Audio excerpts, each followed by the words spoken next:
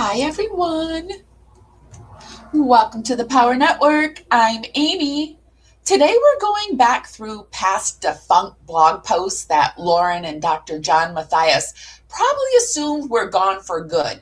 Spoiler alert, the internet never forgets. We've got Dr. Jan out there battling animals. Oh my. Living his own where the wild things are era. And on the flip side, we've got young, fast Warren cosplaying Sex in the City, Utah edition, Mormon style.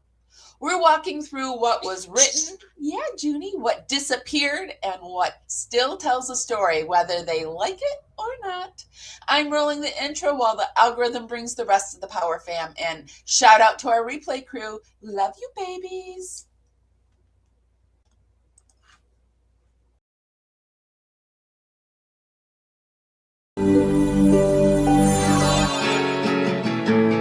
Carefully strumming this old guitar again. Words rolling out into our fire. If heaven had wings, I would steal them and fly away with you for a while. Hearing the essence of gratitude, your dreamy little smile on my lips. I miss my cue, but baby, I had you. Miss my cue, but I had you for that day.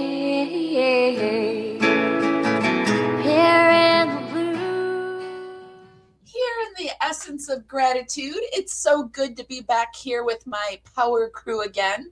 I've got my little June bug, my little green cheek in my hand, so we're doing it one-handed today. So that's why it's a bit clunky, but we do have the little Junie on board. He's my little green cheek conure, and he flies free, and so if you hear a little bird in the background, that's him. Today, I thought it would be fun to talk about Dr. Jan and Lauren's past defunct post. It got me thinking about my posts out there. I did a live journal post back in the day, and it just makes me want to go out there and see if that's still out there, because we do these online journals. You know, it was a new way to do some diary blogging type. And just practice your writing. And it looks like our Dr. Jan and our Dr. Jan and our Warren did a little bit of the same back in the day. So we're going to go back through these and see what we can find. Good morning, everyone. Junie, I really do need my left hand, bunny. You're not going to take a shower? Because I've got the shower going. He's been super clingy today, or the last few days. Clingy and loud. Okay. Junie, I really have to have my hand back, baby. Okay. I'm just going to shut the water off if you're not going to go in there. You going to go take a shower? He wakes up with the chickens only to want to go back to sleep. Does anyone else have a child? Yeah, I know. You do it all the time. Does anyone else have a child like this? Wakes up to go back to sleep on you? Yeah. Okay, guys, let's get into it. Hello. Oops, let me move some stuff around so I can see what's up. Hello, Ruth Ann. Hello, everyone. It's 3:22 a.m. here, so I'll be listening while laying in bed. Okay, gotcha. Hopefully you can get some sweet dreams. Now that's dedication. Life is too short for BS. I agree. Hello, Cat Baloo 8089. Hello, 10:20 p.m. Wednesday, where you are. Well, you're about to go to sleep. Hey, I forgot to say, dragonflies, I made some new emojis if you're interested. I made some HTC. I made one for our 3 suspects, our Warren, our Dr. Yon, and our Gray Bay. And I made a Fire Ant Sarah Boone. We've got a few Watts case because I do a lot of coverage. I haven't in the last few few months. I haven't really wanted to cover the Watts case, but I have done a lot of Watts case coverage. So we did a few Watts emojis. So check them out. Check them out. Let me get my screen all situated. Yeah. You gonna help mommy today? Yeah, you keep saying that, but yeah, you say it over and over, but I have no idea what it is you're saying. Mommy's at a loss. At a complete and utter loss. Okay, let me get my face out of the way.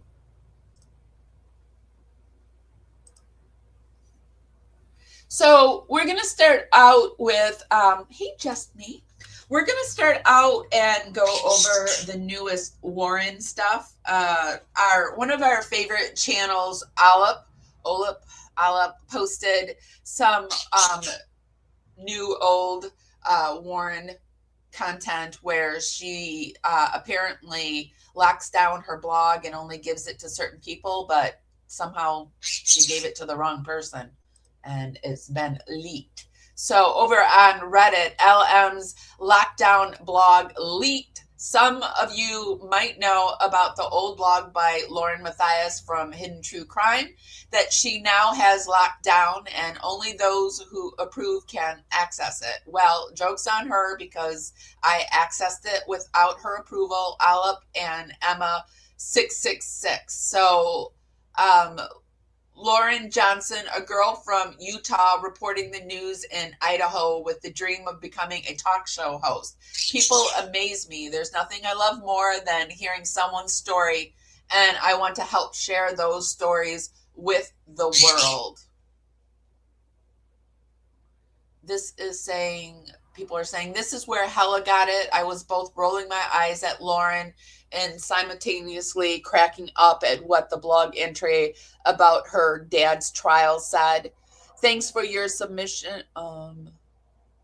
This is really, I know they have to do this auto mod stuff. Hold on, I got a cough all of a sudden.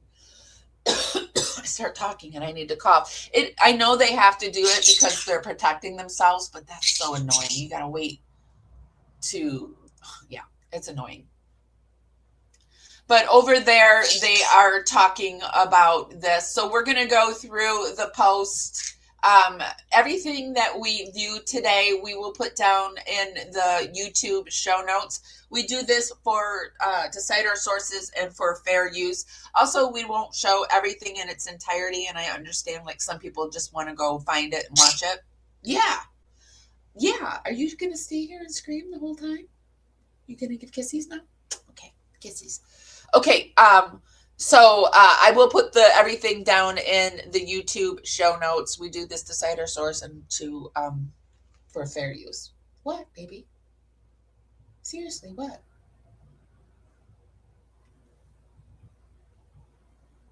Are you just hanging out? Okay. So this is Alep's page. I play a lot of her music. She likes to take Hidden True Crimes words and put it to music. One of my favorite ones is, where is it? Hidden True Crime, the musical.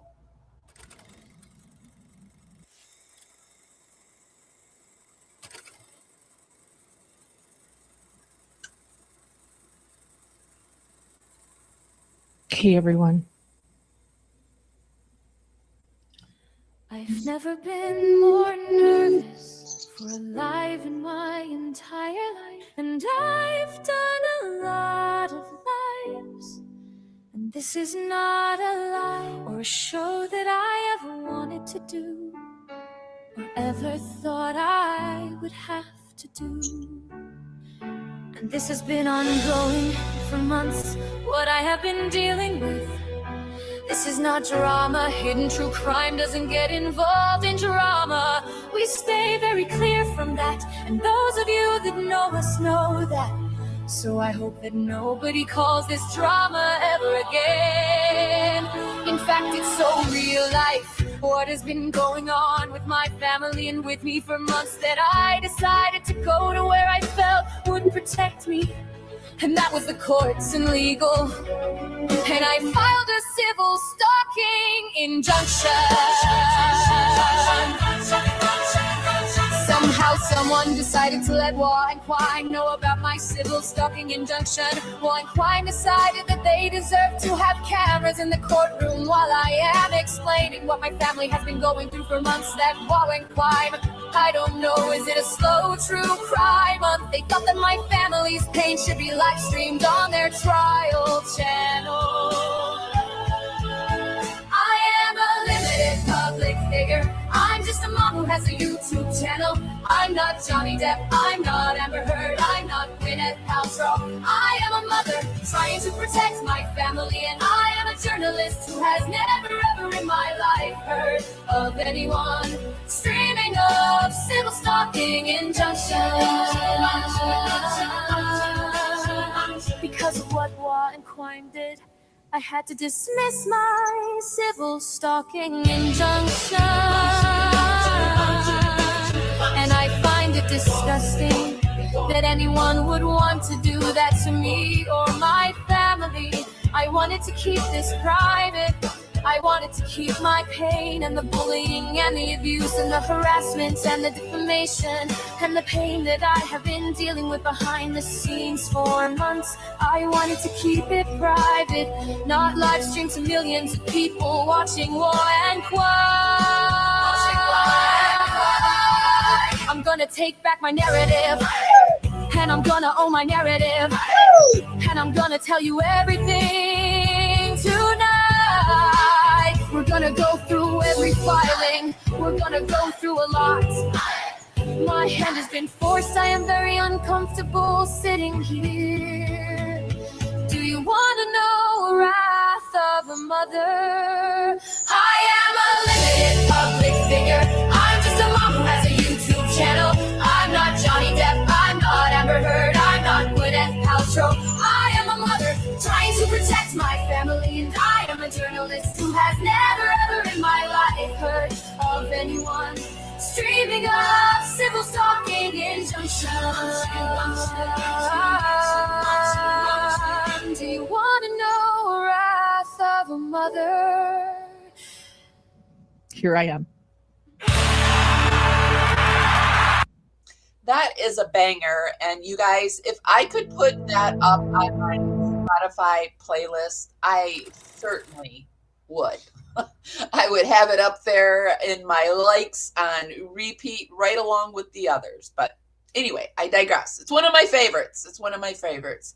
I see somebody mentioned that she posted something about Aunt Vicky. And yeah, we did a quick, when we saw that she had done that, we quickly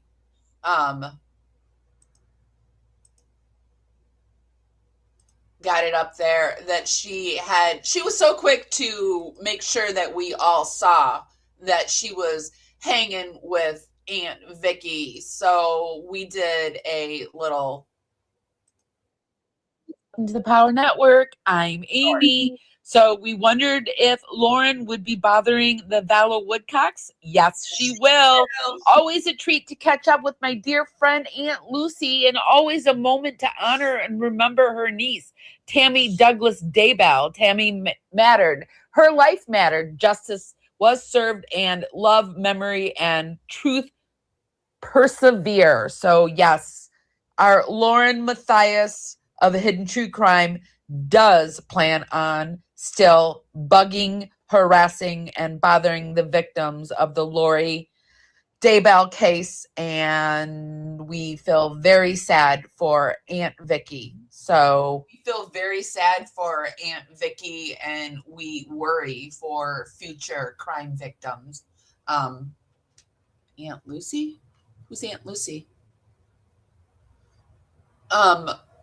Is there an Aunt Lucy in this case that I don't know about? There are so many people in this case that I can't even quite keep up with it. But they had mentioned that over on Hidden True Crime, they had put a comment and it was still there. So let's go and see what people are really quick. Let's make this side jaunt. I had it up and we were going to talk about it. So let's talk about it right now. So always a treat to catch up with my dear friend, Aunt Vicky. She made sure to show us this. I thought it was very interesting that, again, her neck is hidden. I do believe she's had some neck work. Somebody said she had some some cancer on her neck that was removed and something, but I do think if it's not that, it has something, maybe she's doing some correction on that. I don't know, but I do think she's doing some neck work, some cosmetic neck work currently.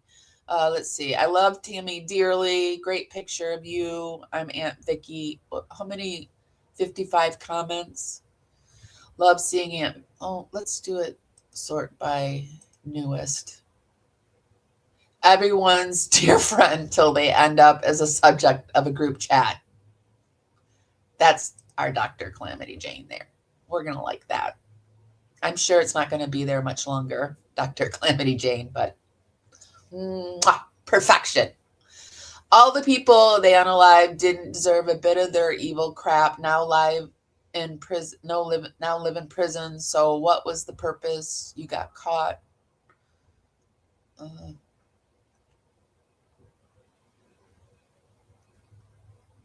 I think they just haven't woken up to your comment yet, because that's the only evil one up there. And comments are edited. Indeed, they are heavily. We're gonna like that one too. Calamity and Tori Wells, well done. This is a beautiful picture. I love Tammy dearly. This is really sad because these people, this Shan Bros probably has no idea what an evil, evil person Lauren is. But Aunt Vicky knows for sure. I am positive Aunt Vicky has been filled in, and she has decided that she's going to back Lauren. But here are my thoughts on this. I find it really, really sad that Lauren is not only going between crime victim families like a mother and a daughter, but now people that have suffered the same victimization by Lori Vallow and Chad Daybell and Alex and I'm and Melanie, all the Melanies, and that cult. I believe that there's some people that got really off scot-free in that whole situation. Those people who could come together and bond over the victimization that only they have experienced, this bitch has come between them. And now Aunt Vicky is on Lauren Turd's side.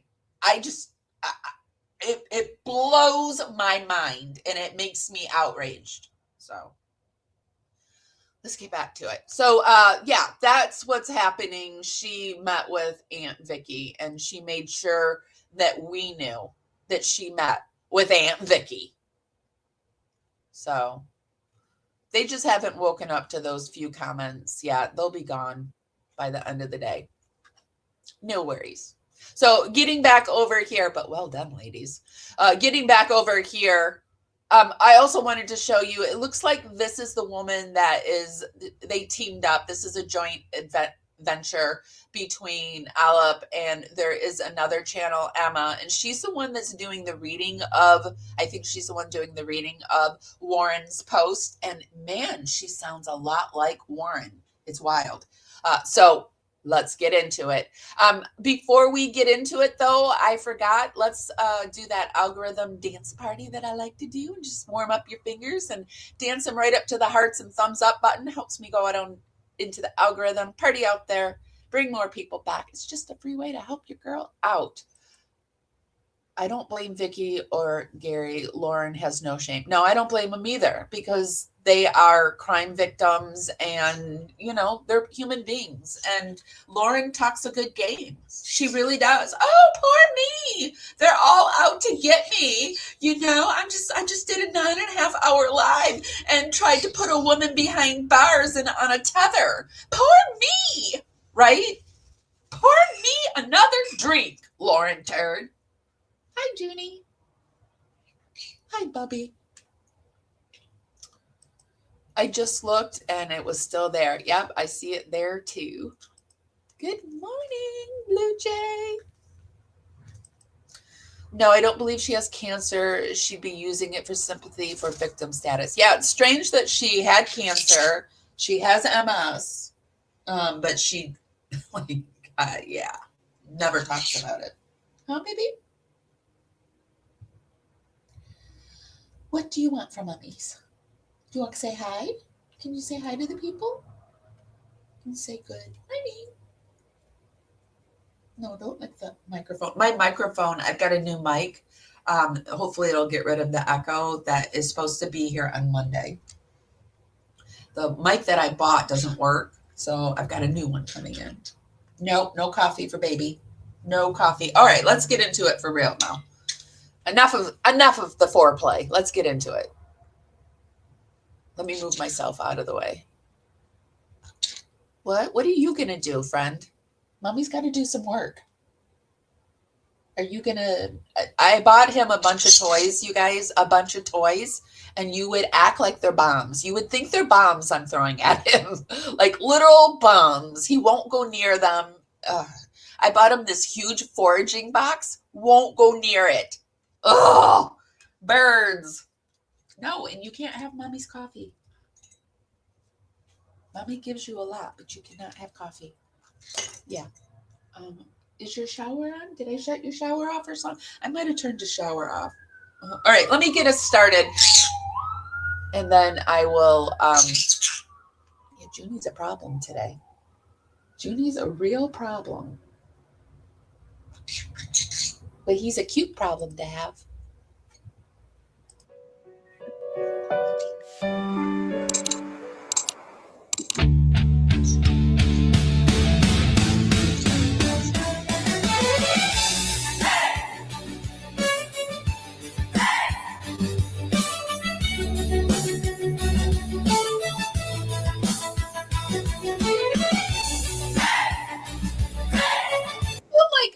Nothing is private on the internet, and if you don't want things to be seen, just don't put it up or take it down. Don't private it or whatever, because or don't put it behind a Patreon or a paywall, because nothing is private on the internet. Nothing. Yeah.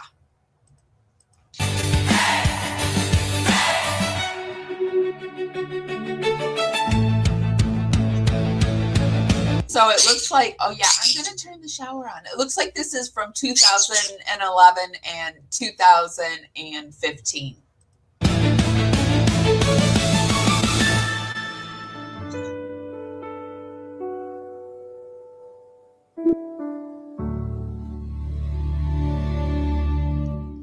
Heroes: Oprah, Mother Teresa, Abraham Lincoln, Dolly Parton, Martin Luther King.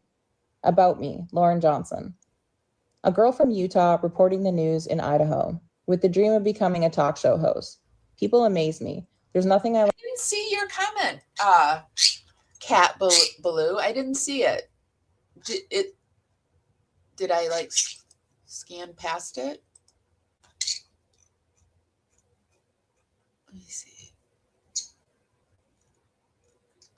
Because I do look with my eyes closed for things.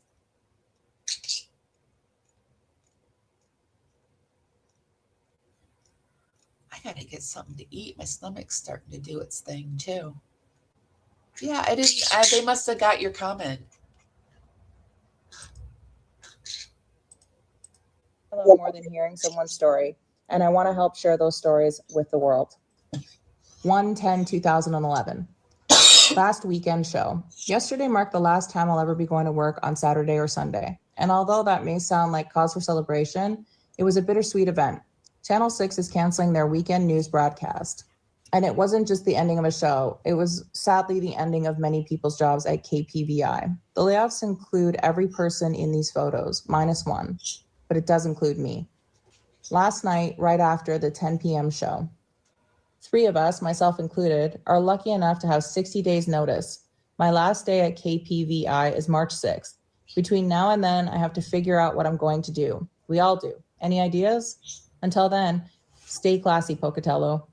Oh, and the day after the mass layoffs, the station gave me this as a gift. 1/12/2011. I'm not exactly made for the winter. This fact is becoming more apparent every year. Don't get me wrong. It's not that I don't think snow is beautiful. It's just that when I see it, I want to cry. Wool socks and down coat, check. Snow boots and long underwear, I check. actually want to go back to that. Sorry, I was in the bathroom and I heard the thing about Lauren. Remember the post that we got over on my page about Lauren not getting laid off, but really told it's time to go. It's time for you to leave. Channel 6 is canceling their weekend news broadcast. And it wasn't just the ending of a show, it was sadly the ending of many people's jobs at KPVI. The layoffs include every person in these photos, minus one, but it does include me. Last night, right after the 10 p.m. show, 3 of us, myself included, are lucky enough to have 60 days notice. My last day at KPVI is March 6th. Between now and then, I have to figure out what I'm going to do. We all do. Any ideas? Until then, stay classy, Pocatello. Oh, and the day after the mass layoffs, the station gave me this as a gift. What is that?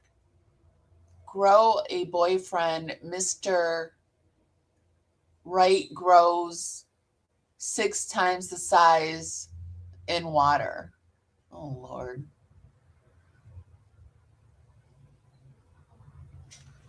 Oh, Lord. But I do think this is the one where and these are all rumors, alleged. This is all for entertainment and educational purposes only. We urge you to go out there and do your own research. It's alleged that she was nudged out of her market because of her use of substances and her loose lips. 1/12/2011. I'm not exactly made for the winter. This fact is becoming more apparent every year. Don't get me wrong. It's not that I don't think snow is beautiful. It's just that when I see it, I want to cry. Wool socks and down coat, check. Snow boots and long underwear, check. Happy lamps, check. Gym pass, check. Motivation to go to the gym, working on it. It would help if I knew I didn't have to. I think she's so Sex in the City. That's why I had to label this. I mean, this is so, she thinks she's like so Sex in the City, the way she writes, and she thinks she's quirky and funny, and check. To get into a cold car to get there. $7 for today's channel. Happy lamps, check. Gym pass, check. Motivation to go to the gym, working on it. Yeah. $7 for today's tanning session, check. I closed my eyes and I imagined I was at the beach. Best 11 minutes of my week. Thank you, sensations. Vitamin D, how I've missed you. And then 10 years later, I'm going to do all these crazy things to my face to change it because I effed it up in the tanning bed. Check. Tanning session, check. I closed my eyes and imagined I was at the beach. Best 11 minutes of my week. Thank you, sensations. Vitamin D, how I've missed you. 1/14/2011. The countdown begins. Where will I be in 50 days? I wish I knew. But I guess I've always liked surprises. The only thing missing during the day of the busy celebrating was my dad. It was the first Christmas he wasn't home. I couldn't call him either. But here are pieces of a Christmas letter I wrote him. December 23rd, 2010. Hey, right. Isn't it interesting that she's sharing a private letter that she wrote to her dad in her blog that's like on lockdown, but obviously easily accessible? That's so like, wow. Wow. Dad, I was in Salt Lake this last week and really wanted to visit you, then heard that you were transferred. We will miss you this holiday season. It won't be the same without you reading the Christmas story, but we will still do it. Perhaps we can pass a tradition down to Clark this year. I'm so excited they're moving here for the holidays and that we'll have family near. I came down with pneumonia at the beginning of the month. I was supposed to go with Ruth Ann and Bill to New Orleans, but after becoming so ill, it was all I could do to stay in bed and have Mom come and stay with me. I took last week off. Ben, Brian, Bryn, Mom, and I went up to Midway for a night. My high school friends came to our home for our annual Christmas party. Gretch, Andrea, and I stayed up until 1:30 talking that night, and it was so refreshing. I helped Mom shop and wrap gifts. I was greeted with your generous and much needed Christmas gift. Thank you, Dad. It brought tears to my eyes. I love you. Thank you for being there for me. Even when you might feel like you can't be, you still are. I hope you're okay too. I'm doing well. It's been a very difficult past couple of months for me, being on survival mode. But this week I feel like a new person and I feel healthier too. I went to church on Sunday, ran into someone who said, "Your dad is such a good man." I responded that you were. And I said, "He is also a great dad." And you are those two things, always will be. Life happens. I'm sorry with what you are dealing with, but no matter what happens, people who know you, who know Jameis Johnson, know you are a good man. I love you, Dad. Merry Christmas. I'm sorry that this letter didn't reach you before Christmas. You wrote each of your missionaries weekly, that equals 7.5 years of weekly letters. I will write more. I hope this is a nice read for the new year. I am ending now because I'm live in 15 minutes and still have to do my makeup. Remember, I bring you good tidings of great joy, which shall be to all people. That's my favorite scripture, and one that you read every year on tomorrow's date for as long as I can remember. So I share it with you now. I also recall you putting on your reading glasses each year and bringing out your larger font Bible to read from. Yet your reading of Christ's birth. She really knows how to make someone feel extra bad about their circumstances. Don't you think? Like, I'm going to write this about my dad, talk solely about myself, and then read this to you, what you would normally read to the family, but you're going to be locked away. But we're going to do it anyway, Dad. We're going to do it anyway. And here, I'm going to read it to you.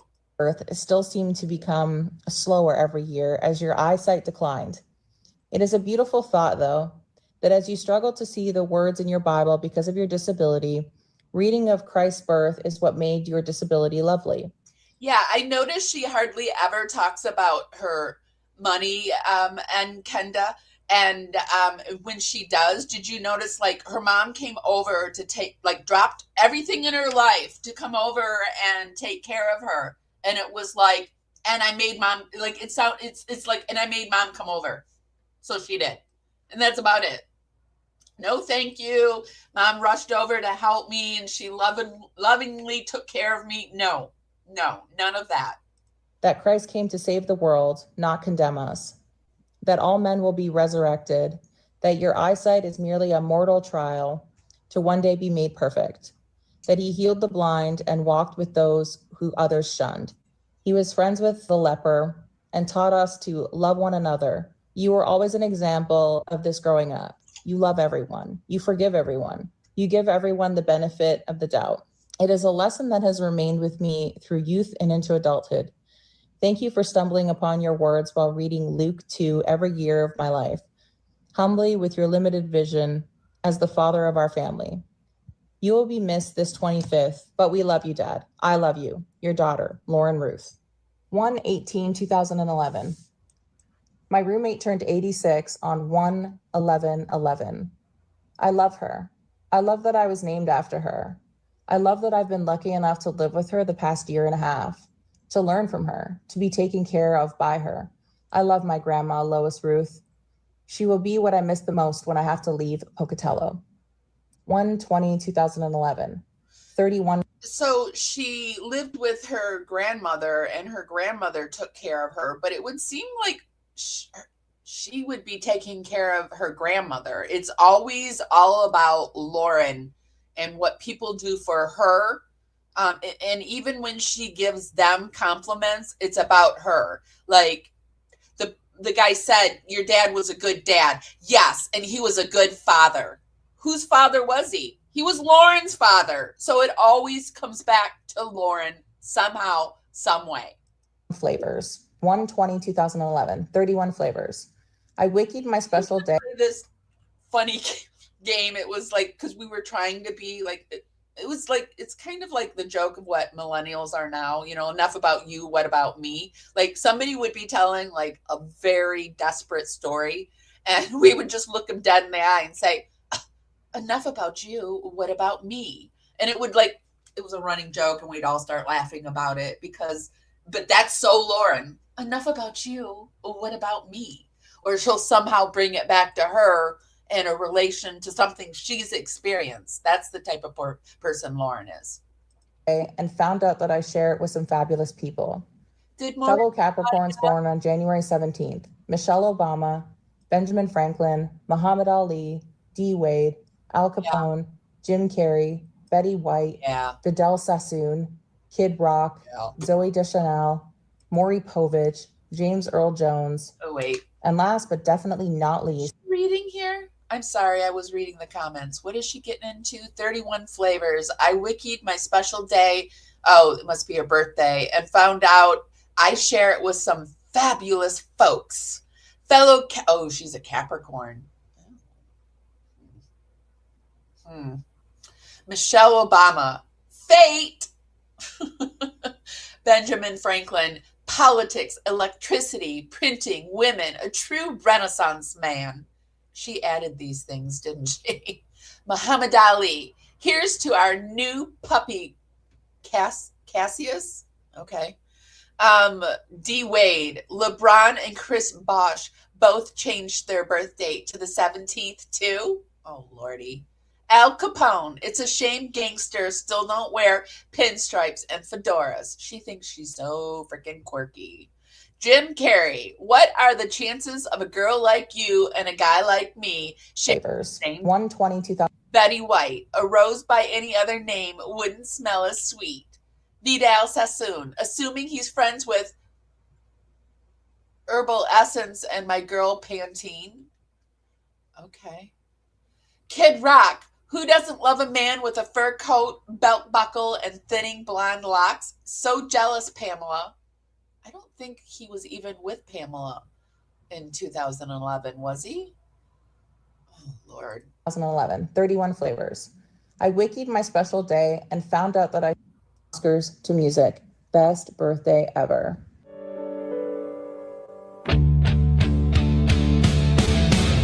Okay, I'm going to do the music down because I'm afraid of copyright strikes.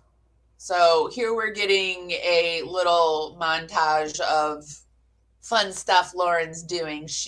Back here, she named all of her shrimps before she decided to eat them. Martha, Jasper, Bubba, Coral, Loris, Barnaby, Juan, Carrie, Haley, Chase, Maud, June. Oh, not Junie. Oh, Junie's offended. Brian, Coco, they're all offended. And now we get a shot of Lauren eating them. Wow, wait a minute. Is that Lauren right there? This cherry Diet Coke, is that really Lauren? Wow. Look how different she looks. That is wild. Look how different she looks. Even this is when she got with John and she hadn't quite gotten on that journey of filling her face up with fillers. But look at that. Look at it. Would you just look it?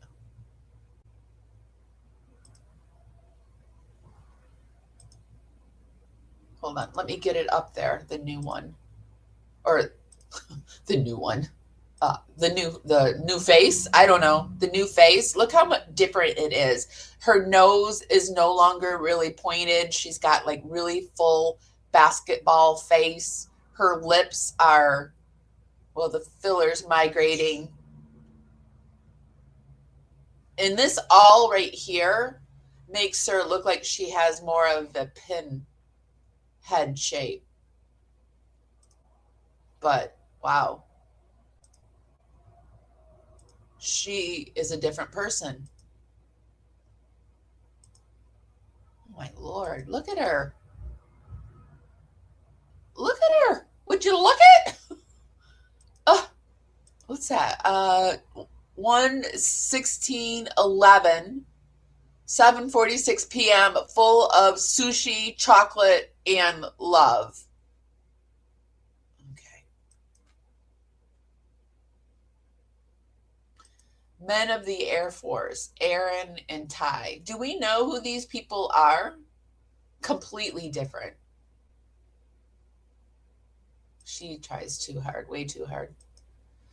It's like cringy, embarrassing, but it's actually like my ideal Gen X humor. I just love this kind of stuff. I watch shows that make you feel cringy and awkward and uncomfortable. But she could have stopped with the fillers here. Yeah. What, 2011? She's like in her 30s here. Before all the Botox and the nose job. It's wild. But do we know who the men of the Air Force are? Are these her brothers? Sending Brian waves through our temples. Oops.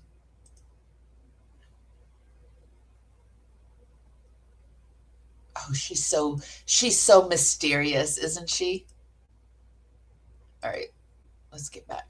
I think we can put the sound back on now. 2011, Thursday.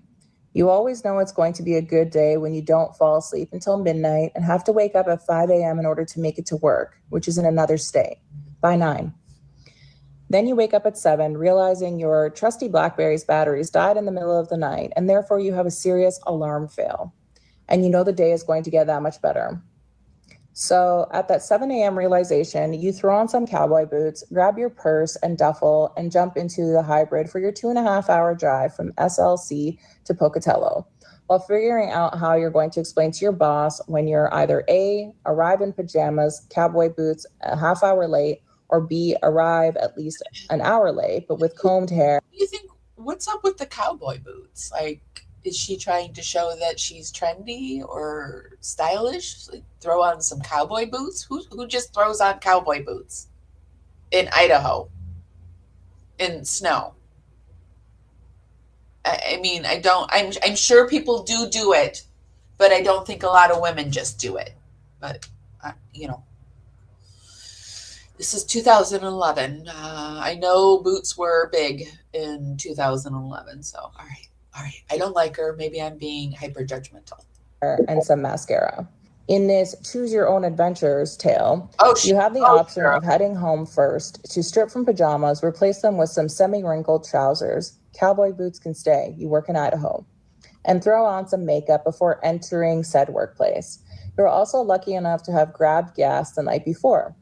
Charge the batteries in your iPod and still have some remaining seasoned sunflower seeds from the 5-pound bag you purchased for an event such as this. Alas, you don't have a spit cup for said snack that has proven to keep any driver wide awake, even if they suffer from narcolepsy. Do you A, spit the sunflower seed shells out the window, B, eat the shells, or C, find a temporary storage unit within the vehicle for shell spits? Since it's too cold to continue rolling down the window, and B would just be stupid, you choose C and find your sunglasses case. Make the perfect spit cup tucked between your legs. What the F is she talking about this? Why are we hearing about her spitting out sunflower seeds? Side note, I bought these sunflower seeds the other day that are pickle flavored, because I'm really into this pickle flavor that's been sweeping. Like I had some pickle balls the other day. They're like these puff chips that are pickled flavor, and I've always liked dill pickle, but it has to be the dill pickle that has a little bit of a garlic, kind of like I like the fresh ones that have to come in the refrigerator section. But anyway, I got these sunflower seeds with pickle on it, and the sunflower seeds are so, once you pop the shell, they're so small. I was thinking, are you supposed to eat the shells? Because like, what the hell? Because I remember sunflower seeds being bigger. Anyway, But why is she writing about this in a blog? Along with iPod and now charging cell phone. You make the trip, change clothes, throw some baby powder in your dirty hair, and run out the door. She did wear them. I mean, and I went through a thing. I remember because in 2011, I was in a thing where I was collecting Zodiac boots. They were these vintage boots from the 70s, and they're super cute. But I wouldn't like wake up. I don't know. I wouldn't throw it in a blog, and I wouldn't wake up I wasn't wearing them in January in the middle of winter, and I wasn't throwing them. I don't know. Anyway, but there was a thing that I love boots too. I do. But there wasn't a thing. I don't know. Anyway, I might be hypercritical, but it's so strange that one, she's throwing on boots and she's telling us that she's throwing on boots. And then, hell, she works in a newsroom, so she might just keep these freaking boots on. And now we're hearing about these sunflower seeds where she's going to put them. Well, how about you put them up your... Oh, never mind. In the rush, you realize you forgot your coat and it's 20 degrees out, but there's no turning back. You make it in by 10 a.m. and work assigns you a story about the homeless. Thank heavens you look the part. They don't put you in for a live and you wonder why, but not really, since it's kind of apparent. Now she's saying that people that wear cowboy boots look the part when covering stories on the homeless. You take that for what it is. I'm taking it for something offensive, but she offends me. So what are you taking that she's saying here? You shouldn't be on camera. 1/25/2011. My most common morning rescues. 1, baby powder is an excellent dry shampoo and gets rid of the oil. 2, using nail polish or hairspray stops a run. You guys, if you have darker hair, another excellent thing for shampoo is cocoa powder.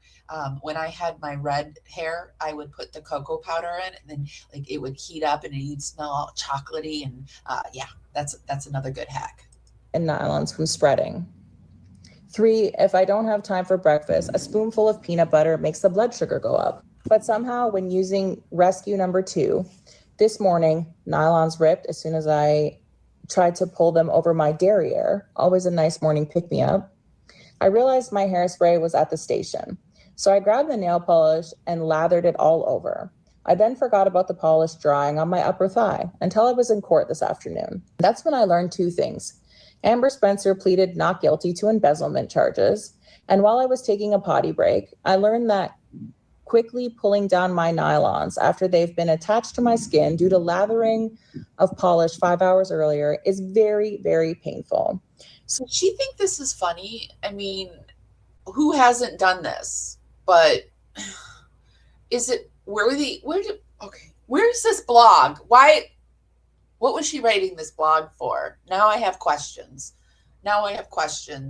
Was this a blog that she just did for fun? Was this Lauren Mathias from Hidden True Crime that she now has locked down, and only though was it something about the old blog? Did she do it in connection to Hidden True Crime? Like, no, she wasn't married yet. We'd be hearing about Dr. Babe. Oh gosh. So painful that when I looked down at my leg, trying to figure out what was happening, I saw the flesh-colored polish I had used, and my mind quickly registered. The person that is reading this blog is Emma, and this is a joint team up between Alep and Emma, and I will put both of their links down in the show notes, and yeah, check out their channel. But she's doing a really good job of reading them. That I was ripping off my own skin from my thigh, and I even let out a yelp in the public bathroom before recalling my earlier morning nylon fix.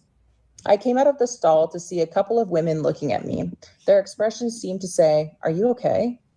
And I decided to verbally answer, "Don't worry, I'm okay." Awkward laugh. I quickly washed, grabbed my tripod and camera, and bailed.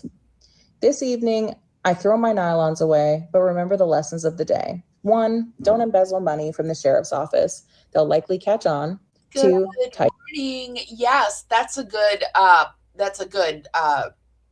analogy. Nadzat says, sounds like someone talking online because she has no real friends to talk to. Yes, it sounds exactly like that. It sounds like she hasn't talked to anybody in days. She's going to just tell you everything. Tights versus nylons, tights win. I'm off to the gym. Crazy, I know. But I'm not even going to let the snow stop me tonight. I have a new playlist, creatively titled January 2011. It's crazy good, and I can't wait to try it out on the treadmill.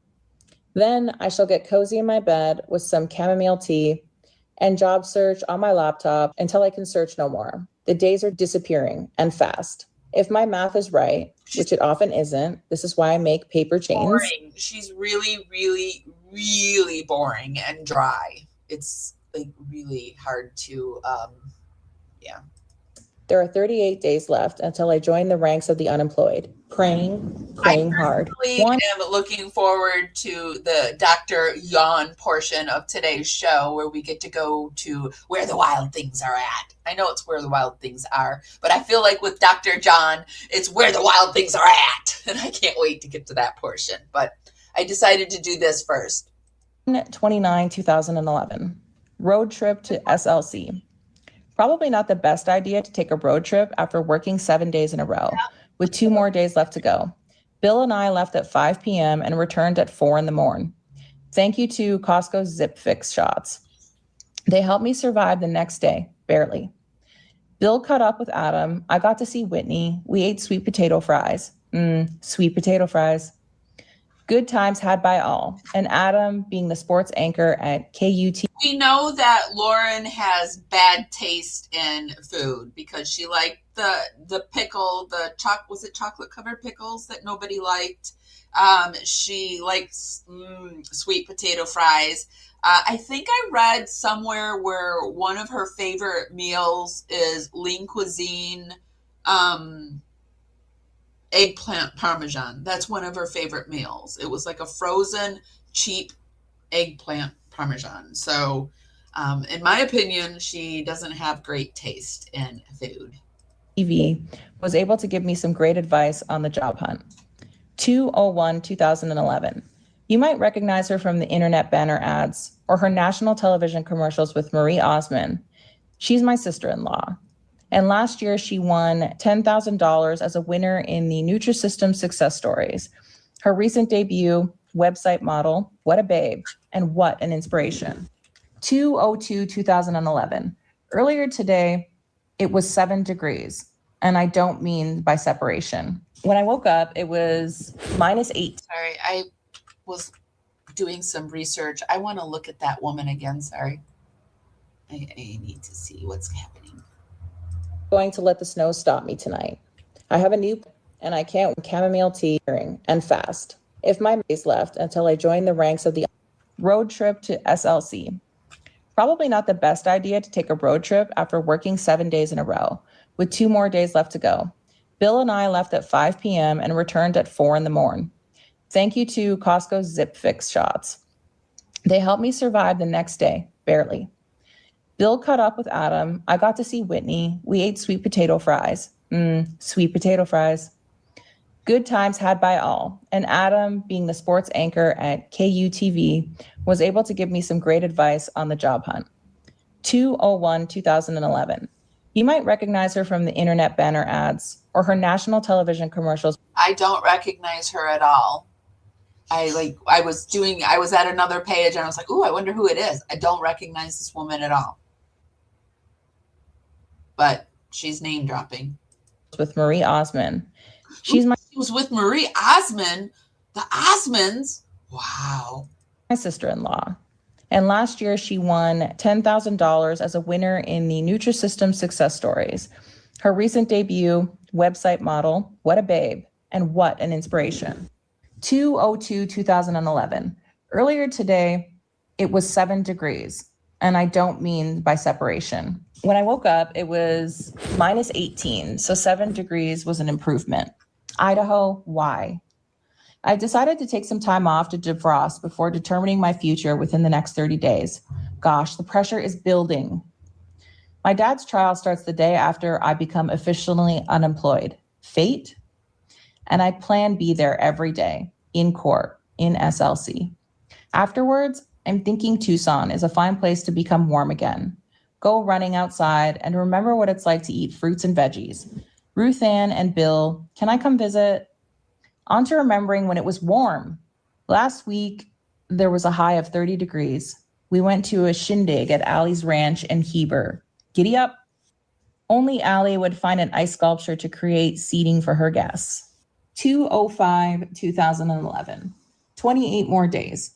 My fellow laid-off co-workers are all making progress. Johnny got a job at St. Louis. Matt left for Wichita. Bill's moving to California. So brilliant.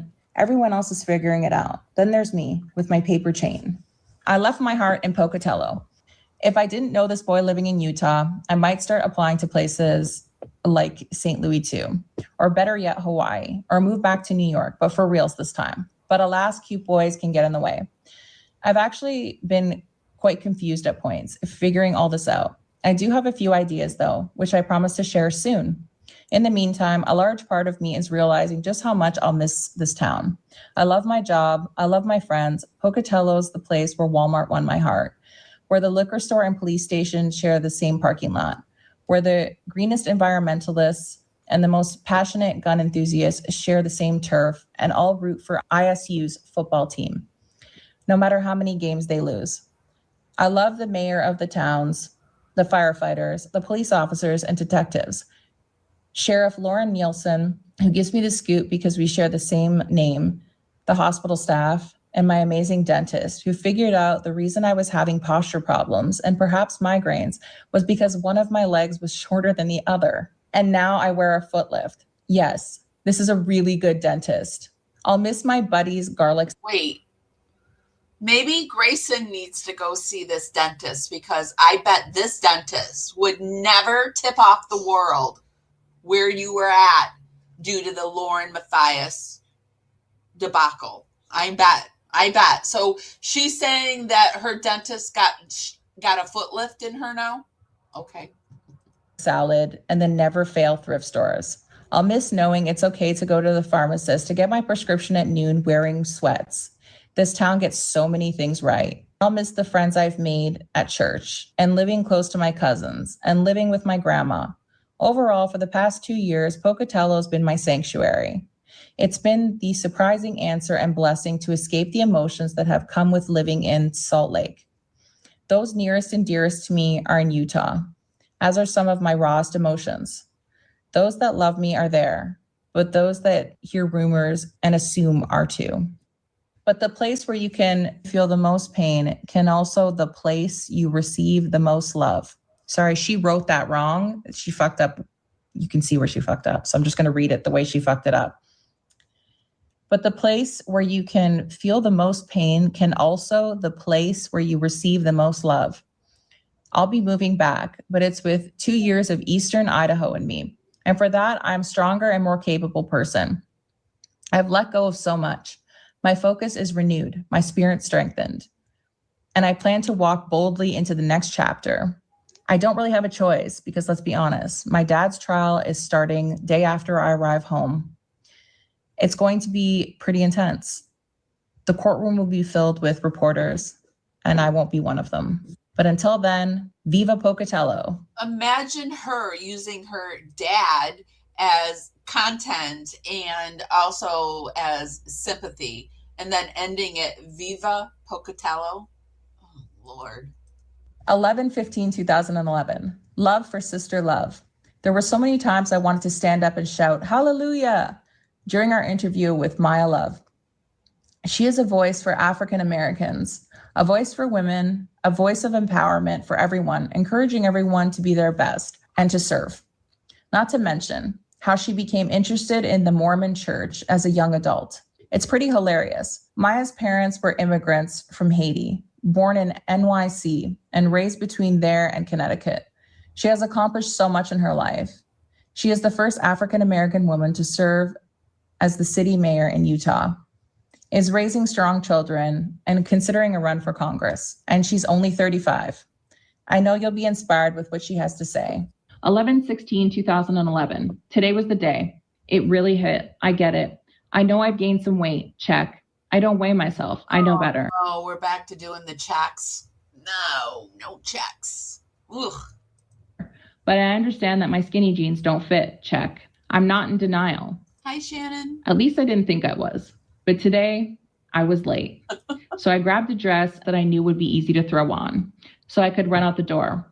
Oh, guess who couldn't zip that dress up? Guess who asked mom to help and finally had to tell her mom to give up? Many people have skinny clothes. I do.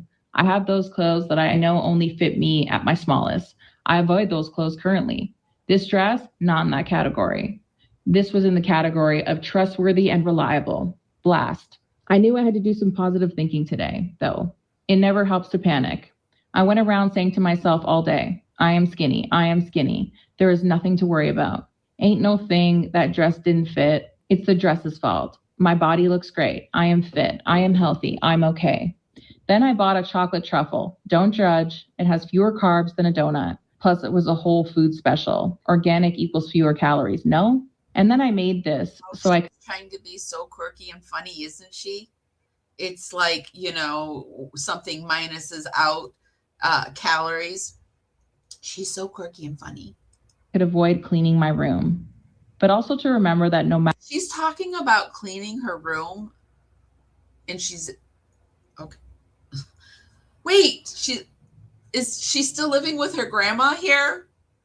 Wait, is she talking about cleaning her room, or did I miss that? Did I misread that? And then I made this so I could avoid cleaning my room. Yes, she did. But also to remember that no matter what that bleep dress says, I still say I'm fabulous. And my mom thinks so too. 12/10/2011. The Porch, the art of storytelling. I was asked to be a storyteller at the Porch in Provo last night. Afterwards, we went next door to the tiny Indian grocery store, still open at 11:30 p.m., and bought some dinner to celebrate my first storytelling moment. Masala cup of noodles. We can tell how she got into her body dysmorphia, can't we? I mean, we can see how she got addicted to her jabbing her face, can't we? I mean, if she wasn't doing it here, she was definitely starting to do it here. As far as my story goes, let's just say the Christmas of 1992 was fairly memorable. My family traveled to Pocatello, Idaho to celebrate with my grandma. My dad and brother decided to bring the gifts up on the 24th at close to 8 p.m. on Christmas Eve. My mom got a call from my dad. They were almost there, but they just noticed that the pack on top of the car where the gifts were stored was empty. They were turning back to look for them and had contacted the highway patrol. My mom and I rushed to Kmart where we purchased enough toys for my little brothers to open in the morning, 15 minutes before they closed. That is sort of a perfect analogy of what's happening here. What in the Stuart smile format there? I deserve good things. I am entitled to my share of happiness. I refuse to beat myself up. I am an attractive person. I am fun to be with. Daily Affirmation with Stuart Small. Lauren Turd.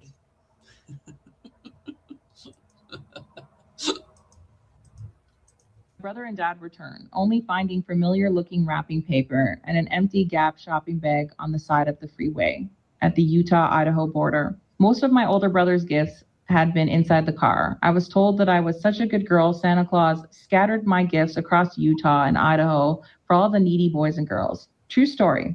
And I can appreciate it a lot more now that I'm no longer 12 years old. Think the audience liked it too. Merry Christmas.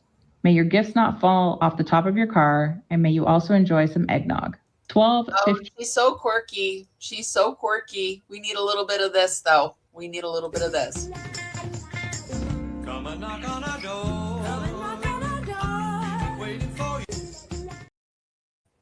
you. 2011. Goals. I am healthy. I am wealthy. I'm in shape. I am scheduled. I am successful. I am influential. I am helpful. I am in love. I am energetic. I am grateful. I am blessed. And those are. Damn it. people like me, even if I backstab them. My goals. I don't believe in saying I want to be or I will be, as James Allen stated in his book, As a Man Thinketh. The outer conditions of a person's life will always be found to be harmoniously related to his inner state. I recently typed up some goals, but here's the official 2012 resolution list. The regulars. I am healthy, cleanse with Vicky Talmage, fewer meds for migraines, chiropractor, healthier neck and shoulders, majority diet fruits and veggies, health insurance, I am wealthy, start business, make money aside from full-time work, pay off half student loans, savings, savings, savings. I am fit, work out 15 minutes daily, no excuses, work with personal trainer, first time for everything, run 2 races this year. Okay, so the regulars, so these are like the goals, like, you know, the OGs. So the regulars, this must be something she maybe does every year. So she wants to be healthy. Who's Vicky Talmage? Cleanse with Vicky Talmage. Let's look that up and see if that's something.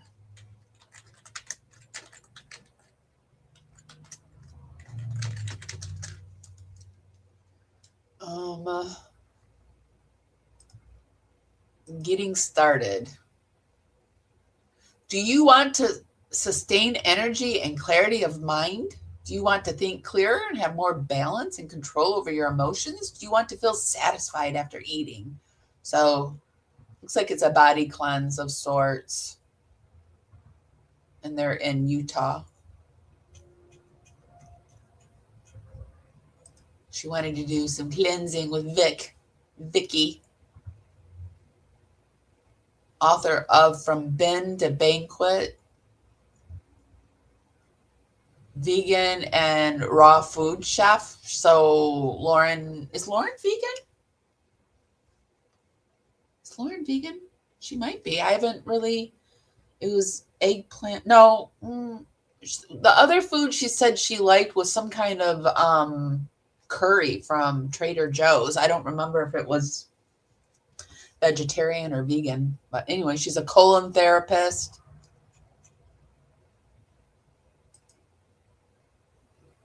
She does some cleansing with some kale salad, some baked beets, drink water, watermelon.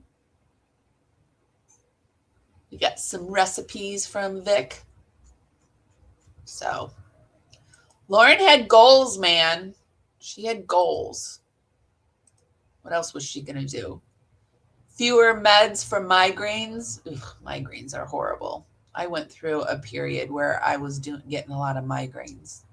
Luckily, my migraine situation seems to come. Like it will come for 3 or 4 years and then it'll go away for 3 or 4 years. And I'm currently in a period where I'm not getting a lot of migraines. Knock on wood. Chiropractor, healthier neck and shoulders. I don't really believe in chiropractors, but to each their own. Majority diet fruits and veggies. It sounds like she's a vegan. Health and no, she can't be a vegan. It just dawned on me. They go to In-N-Out Burger unless she's one of those vegans that goes to In-N-Out Burger and doesn't get the burger. Could be that too. I am wealthy. She's going to start a business, make money aside from her full-time work, although she got laid off, so there's that too. Then she had her student loans. She's going to be fit. She's going to run 2 races this year, so she's saying she's a runner, and she's going to work with personal trainer. I don't think that happened. Work with personal trainer, first time for everything. Run 2 races this year. 2012 originals. I'm a journalist with a stronger voice. Learn photography skills, work with my... We are, welcome everyone and good morning to everyone coming in. We are currently going over the blog posts of both Lauren and John. We're currently working on Lauren's. So, and the person reading this post, her name is Emma. This is her page and the post is coming from Olives. So Olive is the she does the music that I like to play. She takes Lauren's own words and sets it to music, which is just like perfection. Photography friend, and invest in a good camera. Continue podcast, bringing in a larger audience as well as sponsors and or more advertisers. Travel and write and record my experiences. Become a regular storyteller. Better my skills. Continue my blog, but also write and contribute to other blogs and see an article of mine published. Learn better AP format. Use guidebook daily. I have healthy relationships, self-explanatory, plus make some more time to date. I will try something completely new in 2012, something I'm afraid of, but would be proud of. Stand-up comedy. Okay, so, sorry, the originals. I'm a journalist with a stronger voice. She's going to learn some photography skills, y'all. She's going to continue to podcast because one day she's going to meet Dr. Yan and she's going to backstab a lot of people and it's going to be good fun. Somebody said they thought that Dr. Yan and Lauren were actually enjoying all of this. I think Lauren is enjoying it. I don't know if I believe Dr. John. I don't know if John is enjoying it. I think he's stressed out, but I do think Lauren is enjoying this. I do. And I think Gray Bay is stressed out, but probably enjoying it too. To a certain extent, they're probably all enjoying it. But I think that Lauren is enjoying it the most. So she's going to travel and write and record her experiences. She's going to become a regular truth storyteller. She's going to better those skills. And, she's going to continue on with this blog, but please don't, Lauren. Please don't. She's going to do some affirmations here too. I have healthy relationships. I mean, that's self-explanatory. And plus, make more time to date. Date, find the right man. Don't be single. Get married, find the right man. Yes. I will try something completely new in 2012, something I'm afraid of but would be proud of. Oh, Lord, no. Lord, no. Did she do it, though? Did she do it? $100 to anybody that finds a stand-up comedy of Lauren. $100. I'm serious. $100 to anyone, and I don't have $100 to stand-up comedy. Come on. I want to see Lauren doing it. A full marathon. What does that mean? Full marathon. Oh, running. Sorry, running. No sugar, scary, or something else. We shall see. Man, do you think Lauren did some stand-up comedy somewhere? Wow, she does really overshare, doesn't she? I will say that I was at a period of time where I first hit the internet where I overshared too. So, but do you think she did some stand-up comedy? I told you, she thinks she's quirky and funny. She does. She does. Full marathon, no sugar, scary, or something else. We shall see. 2011 in review, or the highlights. Was laid off, always a good way to start a year. Got braces, thank you Invisalign, and flex spending account. I moved back to Utah. I started a new job in PR. Moved into a dining room, decorated it, best room I've ever had. I ran a half marathon. I never thought I could or would. I got a better hold of my migraines, I think. No ER trips this year. I found things that really helped. I blogged. I have the same amount of readers I did in January. But I did it. I blogged. I lost 5 pounds. Then I gained 13. That equals 7-pound weight gain and 1+ pant size. I had a cake donut phase. What can I say? Enjoyed being in love. Learned what my natural hair color looks like. Mousy dishwater, dirty-ish. And I rocked it. Started esthetician school. Dropped out of esthetician school. Ben W., you were right. Went through hard times, but I believe I did it gracefully and with strength and gratitude. And I learned. Started the podcast we've been talking about for 3 years. Have just under 1,000 listeners per episode. www.theculturalhall.com. Enjoyed the Arizona sun a few times. Did not get pneumonia. That was so 2010. Learning better PR/news release skills. learned better interviewing skills, enjoyed a trip to Mexico before my passport officially expired. Finally, I hated that picture, made mistakes, still learning from them, grateful to be learning, made $800 off eBay selling my old clothes and thrift store finds, was able to spend more time with my mom and with my family. I became a tweeter. I got into The Bachelorette during the Bentley phase. What a jerk. I met some incredible people, especially through the podcast. Bought my first Lululemon pants. Podcast was she doing back in 2011? There's no turning back now. Discovered the bra, and you should discover it too. Learned some Photoshop skills. Had fun with Helvetica. Became sort of antisocial this fall and winter. Sort of liked it. Yeah, it really sounds like she became antisocial. To me, it sounds like she's doing too much. I finally found this Boise Insider, this LM didn't leave journalism. This was a comment that someone put over on my page on one of my videos. And they came in and said, I'm coming to make some very educated statements and guesstimates about LM. I knew her and was part of the circles in Boise, Idaho, in which she was attempting to infiltrate her way into. She has a significant addiction to rugs, a self-image. This spiraling behavior is also a high indicator that she is likely betraying John or their family on some level, and she is about to be found out. This is a pattern I've personally witnessed with Lauren. She was and remains the consummate mean girl that she was 20 plus years ago. She has learned nothing of professionalism. She remains immature, a self-absorbed, a meme-worthy personality, if there was ever one. She doesn't remember me, but I knew her 20 plus years ago in Boise, Idaho, when she was trying to jumpstart a career in TV journalism. And she was run out of town because she was constantly inserting, enmeshing, and ingratiating herself into some news story she covered.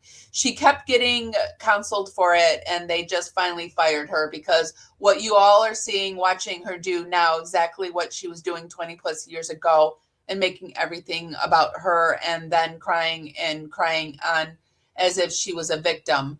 She is incredibly self-centered and continues to clout chase and spin every story, takes sides when she should remain neutral in storytelling, and continually demonstrates the self-serving mean girl she is. She pits victims against victims. The fact she compared herself to Charles and Tylee is absolutely sickening and gross. She will never change. Beware. Now, I can't confirm or deny that this person worked with her, and I don't know, like, I'm not a grammar Nazi or anything, but it seems like the grammar might be a little bit better. I don't know. But take that for what it is. Jay played some of that podcast she was on with an ex-boyfriend. It was terrible. Okay. I'll have to look for that. I couldn't believe she read one of Annie Elise's transcripts top to bottom. She added a few. Yeah. That's when she was plagiarizing. Not. She would never do something like that. The crap she comes out with, I've been shaking my head and sometimes having to double check it if I'm hearing right. Yeah. She seems to be someone that just talks to be heard and says what she thinks people want to hear. And she changes the direction accordingly. Like, I'm all for, you're not going to pigeonhole me into, like, if I change my mind, I change my mind, right? But this woman just can't, like, latch down to one belief. Is she just, like, floating out there from one thing to the next? Tried some online dating. Sort of really did not like it. Had a good transitional year. Flossed daily. 2012, I'm so ready. As my friend Dirk always says, let's do this. 1/03/2012. Sweet. I've never been more excited to go to bed. Clarity when I wake? Really? When you awaken tomorrow, solutions to your problems will become clear. That's what it says on the fortune cookie. 1/06/2012. My old book of poetry delivers. This reminds me of like how people have managed to get into Gypsy Rose Blanchard's old Facebook posts that she thought would never see the light of day. Like, it just so reminds me of this. I thought her news production was good when she was young. She needs to stick to just reading someone else's journalism. Yeah. She thinks she's a really quirky writer. And I mean, maybe she's quirky for people. Like, I mean, people, they have over 300 subscribers. So somebody thinks she's a quirky, interesting writer, I suppose. I don't know. I'm just trying to be nice. But she's just saying and doing too much per usual. Although posing with 4 handsome men may have been a bit of an indulgence, this photo taken last month wasn't about being a socialite. That is a simple poem I wrote back in 2007 that I discovered in my book of poetry recently. It made me smile and I've decided to post it. But back to 4 handsome men. We are at the 3rd annual Governor's Mansion Gala. These gentlemen were our hosts. It's an evening about close friends with an excuse to get all gussied up. Tuxes, yes please. I think Nate explained it best when he said during the evening, I wish I could bottle up the spirit that is in this room with my friends tonight and keep it throughout the year. It was a lovely evening, more photos to come. But remember, I still have to post those dang quail hunt pics. Here we go again. I blame the holidays 100% on being behind, with a pinch of ADD and some wavering priorities. Throw in a dash of laziness and you've got me, pictured above, but now only available in pajama bottoms and a stained shirt. 7/02/2013. Thoughts on a 102-degree afternoon. She has a real need to somehow portray her as dressing really bummy at the time. Like, she really wants you to think that, you know, like, I'm this TV news personality and I'm not glamorous all the time, y'all. You know, I throw on the cowboy boots and the messy bun and the dirty sweats. Yes, I do. I'm just the normal girl. When I went private last month, I didn't defriend anyone in the blogging world. I simply pushed the button under options which said no one could see the blog but the author, yours truly. Promise, don't hate. Sometimes I click that button, but I ain't a defriender. Okay, so here she's telling us that from time to time she does make this blog private and public. She goes back and forth, but you know, she ain't a defriender. But what about all the people that you're blocking over on Hidden True Crime? She wasn't a defriender back in the day, but now that she's being called out, she's a defriender for sure. Wrong when I said that if I try to catch up with my life, I won't ever blog again. Way off on that one. It's the opposite. I've got to catch up so that I can blog forevermore. So catching up it is. Bear with me. C, I have a lot of catching up to do. D, it's hot. Also, why are we doing a multiple choice here? Are we supposed to pick what she's feeling here, or is she just saying these are all the things she's going through? I don't do well in heat. I have multiple sclerosis, or as Chuck Norris. Okay, so here back in 2011, or 12, we're in 12 now. She is dropping the MS and talking about the heat. Yeah, heat is rough on the old MS, but for me, cold is worse. So I'll stay in the heat. MS gets sick with Lauren. Yeah, lame joke. Okay. Taught me to say, I don't get sick with MS. MS gets sick with Lauren. Yeah, lame joke. But when it's hot outside, life gives me headaches, tingling, balance problemos, and blurry vision. Of course, though, when it's cold, I dream of being hot. Call me temperature sensitive, which reminds me, Chuck Norris isn't temperature sensitive. Temperatures are Chuck Norris sensitive. Okay, I'm done. I'll stop. After I round. Oh, that Lauren turd. She's just a real card, isn't she? She's funny, funny. It's like,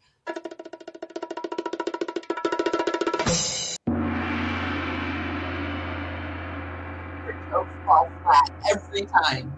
House kick these terrible jokes back to Chuck Norris. My ideal situation, summer home in Alaska, winter home in Phoenix. I'd be one healthy, happy lady. Then a few vacation apartments in Paris, New York, and London, because why not? You know what this catching up thing means? Wedding photos coming soon. I think she is very good at this fake persona. And back in 2011, this is kind of how we were all acting, right? We were all like self-deprecating and kind of making fun of our traumas. I mean, I guess we're still doing that, but we can see here Lauren's trying to do it too. It was a dreamy day. That wedding day, Chuck Norris didn't attend because Chuck Norris knew better and because he was busy counting to infinity twice. Let the therapeutic catching up begin. My friend Emily Brown Wallace took my bridal photos for me in February. Emily Brown Wallace, is that a famous person? Are we name dropping again? We've got to look up Emily Brown Wallace. Let's see.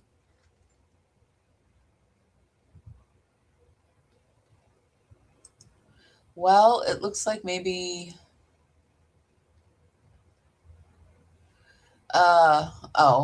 looks like it's a small person. She's just dropping a name. But this person's in Utah, so I'm pretty sure it's her. She's just name dropping. Just name dropping the littles. Even the little people get to be name dropped in Lauren Turd's blog.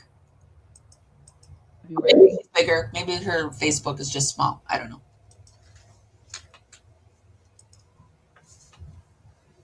Start. We've known each other since second grade, so it was a treat to have her take them. Old friends have a special. Oh, is this the second grade friend that she doesn't know who, what religion she is? I think we found the second grade friend, and I'm not going to show her again because she, that she was her bestie. And one day her mom told her, you will not be going to church today. You're going to the mall with your bestie. Couldn't remember what kind of religion she was, though. I think it's her. Place. Thank you, Emily. 9/12/2013. Can't think of a title. Might come back tomorrow. When I do, I write to free my tearing soul because paper is my greatest friend. It understands me. It shows me where to go and what to be. Lauren Johnson, age 14. I got to start writing or I'm going to go crazy. Lauren Johnson Henderson, age 33. Not much has changed.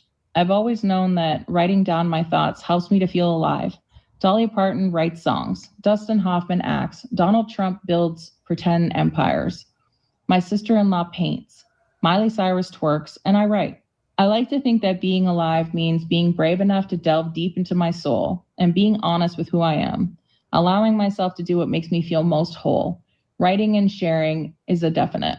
Howard Thurman, a civil rights leader, minister, and philosopher, said it best. Don't ask what the world needs. Ask what makes you come alive and go do it. Because what the world needs is people who have come alive. Howard Thurman. In other words, I can feel relief knowing I don't have to be everything the world needs. I simply need to be honest with what makes me come alive, and my benefit to the world will take care of itself. My power comes from being alive. I save the world by being alive. I become alive by doing what the deepest part of my soul craves, and by being authentically me. Isn't that magnificent? Can I have an amen? Oh, amen. That is magnificent. It's like this. I deserve good things. I am entitled to my share of happiness. I refuse to beat myself up. I am an attractive person. I am fun to be with. See that this is Lauren's motto, and I refuse to say that I'm wrong. And remember that friend, that childhood friend? Well, I did a little searchy search in her Facebook to see if she was still friends with our Lauren Turd, and look it, she is. And we found Lauren Turd's Facebook post or Facebook page just like that. And so we're going to look at it. Life selfie, life selfie, life selfie. So we can see she's really not changed too much. We've got this wall that she's using. This is her wall for her. What's that called? What is this called? I don't know. I don't know the words to some of these things, but this. She had this. You can't save a man by telling him of his sins. He knows them already. Tell him there's a pardon and love waiting for him. Make him understand you believe in him and never give up. Fannie J. Crosby.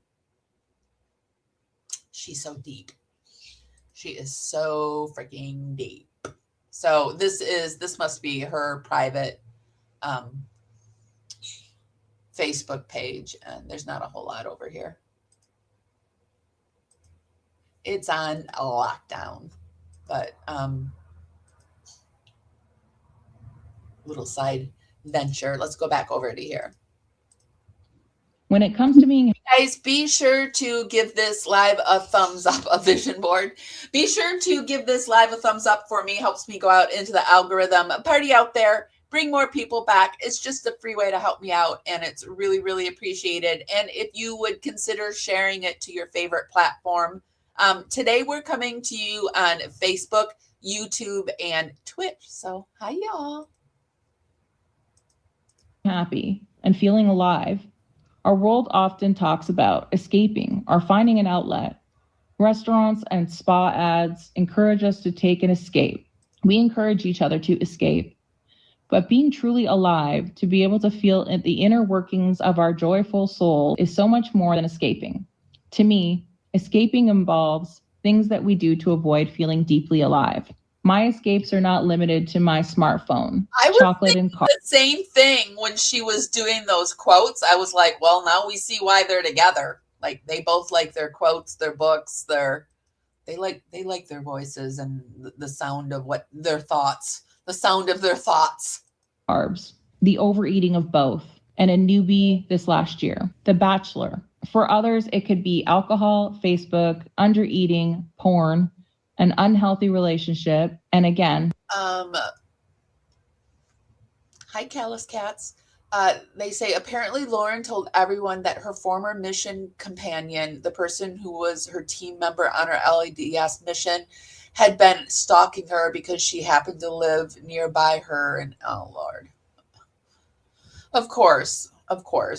Just anything for added drama, just like Dr. Yan being stalked by all those animals out in the woods in his own Where the Wild Ones Are At story. Can't wait to get to that one. But yeah, of course. Exactly. They didn't do a bad job of everything. They've done like their Daybell podcast and interviews. I don't know. I mean, they didn't do a bad job, but they didn't do any other better job. Well, anyway, I don't like them. So I'm actually come to the decision that I don't think I can be impartial about their coverage because I don't like them. So if you think it was good, yeah. They found that they both think they're so profound. Yes, they do. Hi, Carolina. Twerking. Escaping is what we do when soul searching sometimes seems too hard, when sitting with reality or being alive is too difficult. It happens when we're overwhelmed. A lot of times the things that they say too, if they would just turn it around on themselves, but they never do. With our responsibilities, our negative emotions such as guilt, insecurity, hopelessness, low self-esteem, anxiety, or shame. It happens when we're not doing what we love. Thus, we escape. Escaping isn't always bad. Sometimes we need to be gentle with ourselves and allow a healthy escape. Spa facial? Yes, please.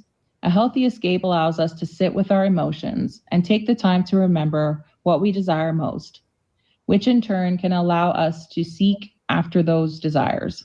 If our escape is an addiction, nothing can turn around a controlling habit more powerfully than daring to discover what really makes us feel alive. I've been turning to escapes more recently, rather than being alive.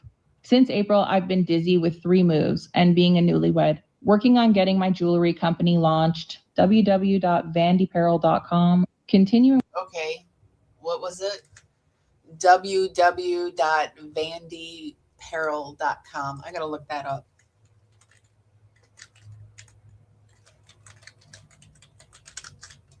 Oh, I don't think I spelled it right.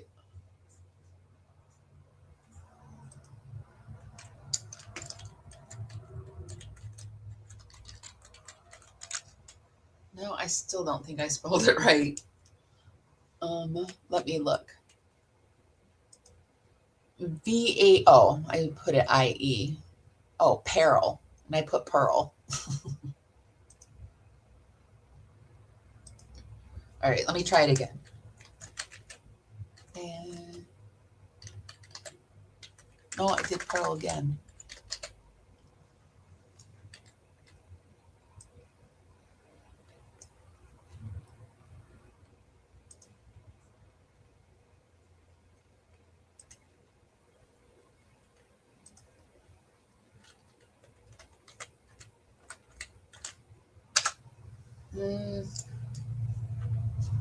I don't think it's there. Is that right? VAND Peril, vanperil.com.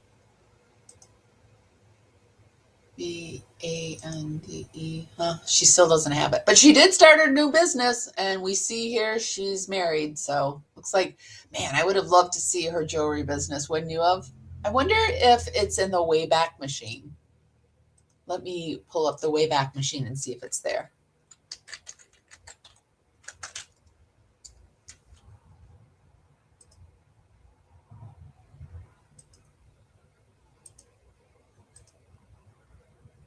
Let's see. Oop, we found something.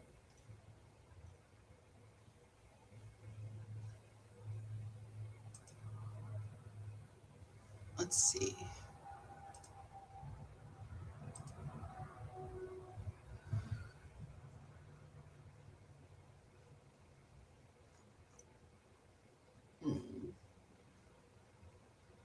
Okay, so here we have a little piece of one of her jewelry. Let me make this bigger so you guys can see it.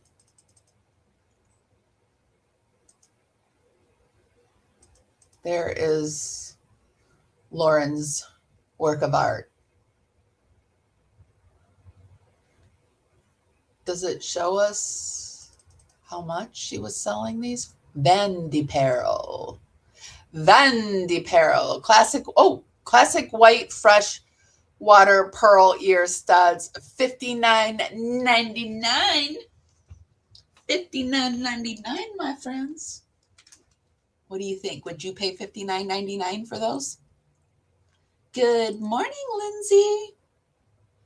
We're looking at Lauren's defunct jewelry page. Would you pay $59.99 for these works of art? Let's see what else she has.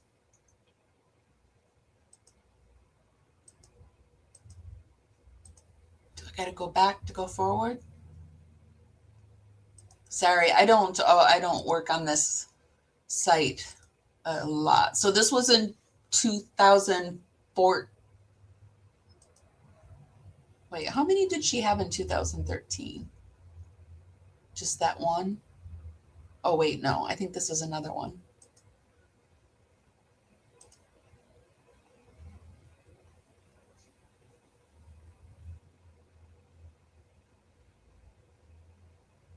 It takes a minute. Oh, just more pearls.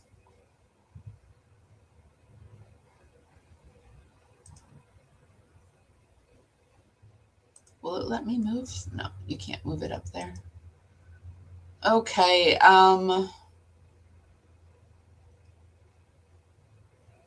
let's try 2014 and see if it's still the pearls.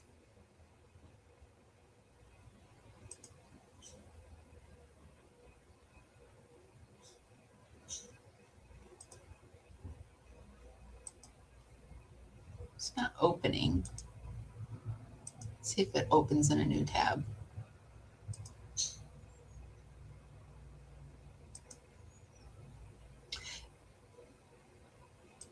It looks like it's the pearls again. So it probably just picked up the pearls. But let's see if that's what it is, if it's just the pearls over and over again.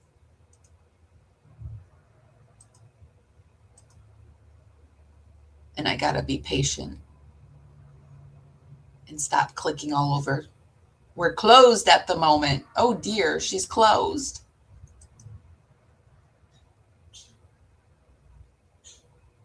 Oh dear.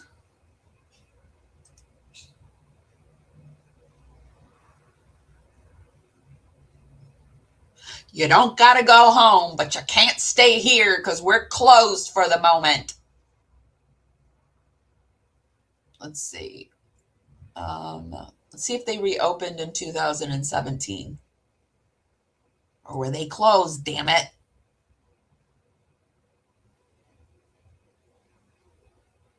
We're closed at the moment. Things should be resolved shortly. Please come back soon. So we did get a little peek into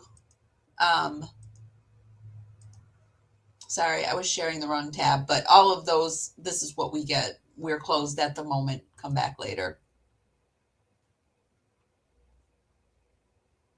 All right, going back here. My makeup work and discovering what this new chapter means personally for me. I've also been trying to be gentle with myself, allowing for few escapes, not feeling guilty about it, but instead just listening and being mindful enough to wonder why, giving myself the time and space I need to get my alive game on. And here we are, circle of life. I thrive living a deliberate, full, and busy life, but I am prone to sidetracking sometimes, despite being a tad dramatic. My 14-year-old self was a wise one.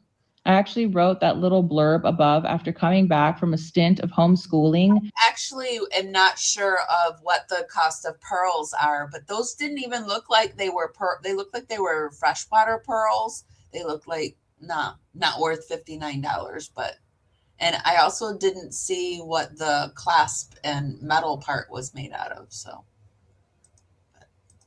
My freshman year of high school. Talk about an escape. I knew that if I was going to be able to be alive and happy, I had to be my authentic self. I had to write. I wanted to feel more. I knew I was more than what my 14-year-old self was presently able to express. I knew I could express those feelings through paper, and I did. High school was grateful. I do believe I am to the point of wanting to write again. I have the desire to really feel alive. I have much to say, so much to say, that I actually look never showed up discounted. They were always $59.99. Forward to the fulfillment that awaits me after I spew thoughts onto digital file. That sounds so much less romantic than pouring out my heart onto paper. Jane Austen would be so disappointed in 2013. Here's to feeling alive, not escaping, but being alive. On a side note, I'm sitting in Starbucks, but it's not just any Starbucks. It's a 2-story Starbucks, complete with antiques. I'm listening to a live musician play the piano and sing. He's good. I imagine he is serenading me. I imagine he is me, serenading me. Because that's me. Enough about you. What about me,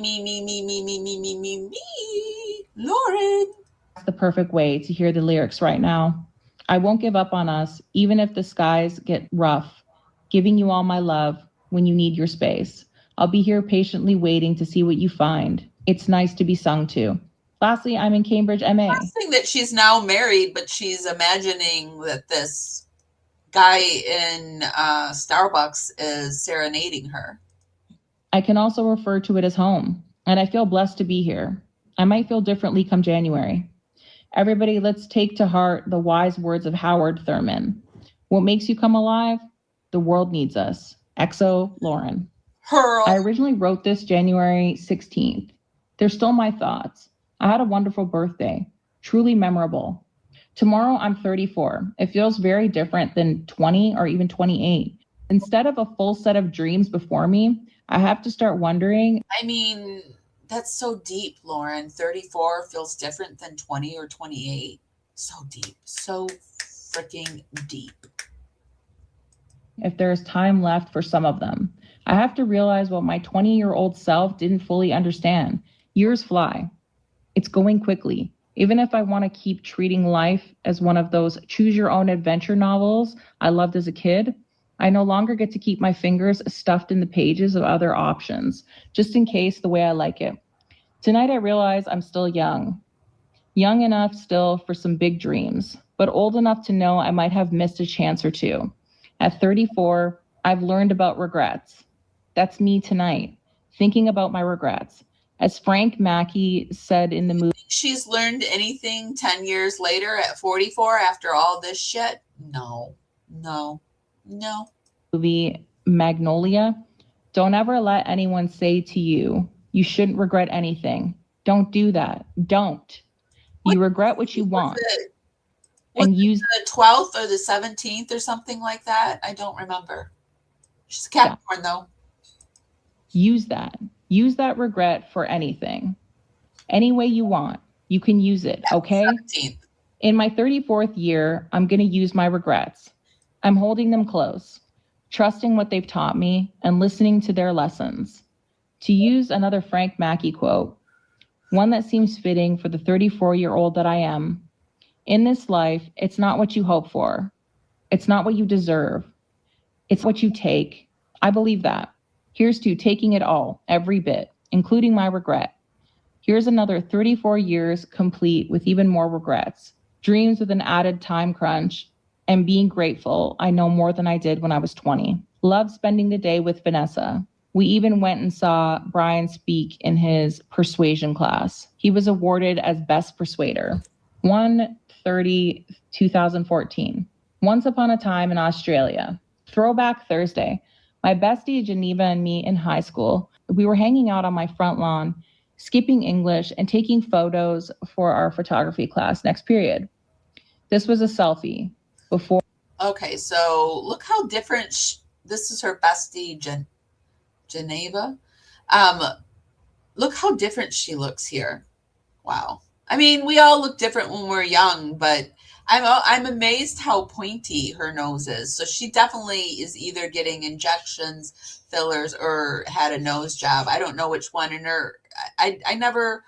she's got pointy features younger, and now she's definitely rounded everything, made everything rounder. Or hashtag selfies even existed. We were hit. Back then, we even developed our own selfies in a dark room. The reason for my TBT is because someone just asked if we have a blog documenting the months we lived in Australia together. But this happened before online blogs even existed. I have an album, but no blog. Since my hormones are running a marathon, my sentimental self is feeling especially sad about this. It was a life-changing time. In Australia, Geneva made me stand naked in front of a mirror each night and say 10 things nice about myself before I went to bed. Who does that? She then let me take off with a strange man I just met and head down to Tasmania for a week. Who does that? And in March, 14 years after our Australian adventure, she flew in for my wedding 10 days in advance, did all of the flowers, and set up the entire venue, staying up into the wee hours of many mornings. Who does that? So now my TBT has turned into a mushy. She likes to do these things where she repeats herself in her writing, like check. Who does that? Who does that? Can you hear me now? Hormone-blamed love fest. The reason for this post? To say, hey, the two of us lived in Australia together. We lived in Bendigo, in a home her father owns. It was amazing.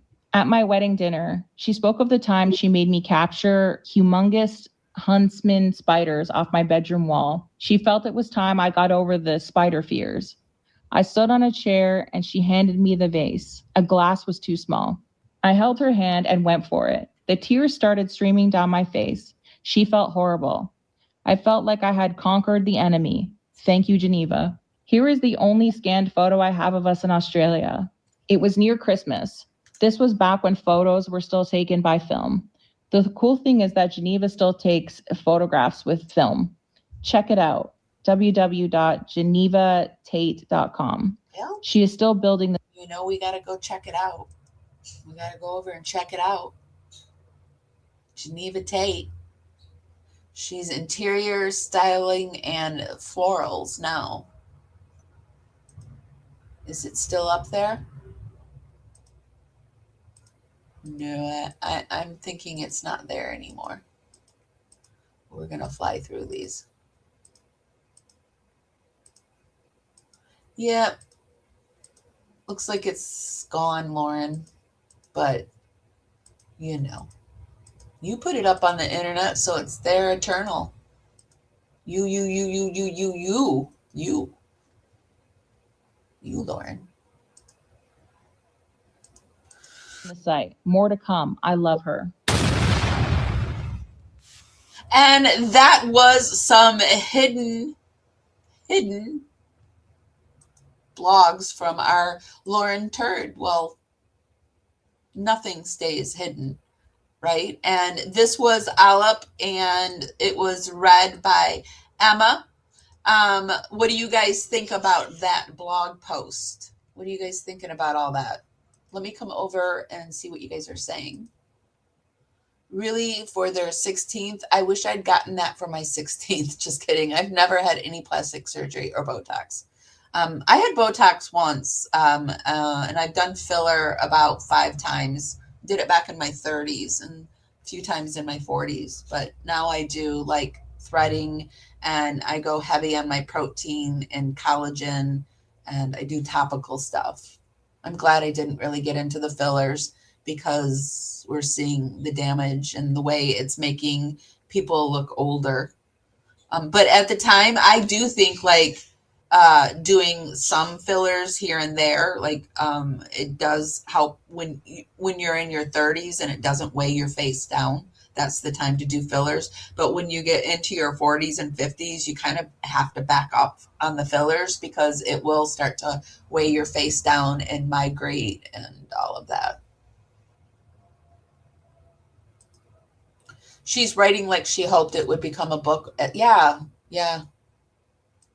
She writes like she really thinks she has something to say. Yeah, I have to say I wouldn't turn down a nose job if it was free. Yeah, I mean, I am here not saying anything about plastic surgery bad, but I do think that she has gone too far.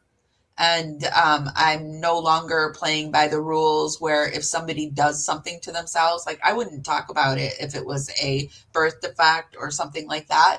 But she is literally doing it to herself. And I'm supposed to pretend and act like I'm not seeing what I'm seeing. Well, friends, I see what I see. I'm saying something about it. And if it's not for you, then like maybe something else is for you. There's tons of stuff out there. Plastic surgery is so commonplace in Utah, though. A lot of girls get a nose job for their 16th birthday. I don't think she has cheek implants. I think she does filler because I had that done. Because when I went in the last time to get filler, I was in my 40s, and they told me that because I had always gotten the filler, because I have problems. I have those nasal labia, smile lines. That's my problem area. And I was going to get filler, and she was like, no, your face is getting heavier and it will weigh it down. And so she put it in my cheekbones, and she made my cheekbones puffier. And I think that's what Lauren does to her cheeks, so that she doesn't, because she doesn't really, if you look at her face, let's get her face up here.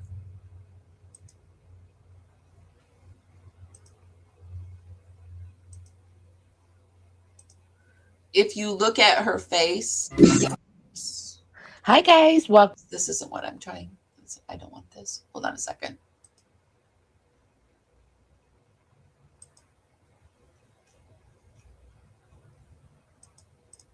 Let's go to this picture.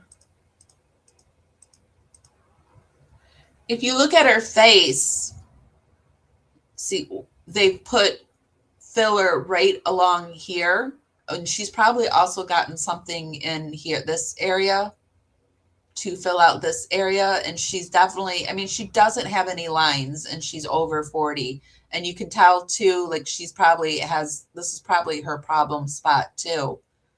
And so she's gotten a lot of filler. She probably gets threads. Threads put collagen in your face because they disrupt the barrier between your skin. And while it heals, it injects collagen there and it makes it fill out. I believe she's doing some neck work, and this is just my opinion. I could be wrong. I could definitely be wrong, but I believe she's having some neck work done, and so she's got this going on. So.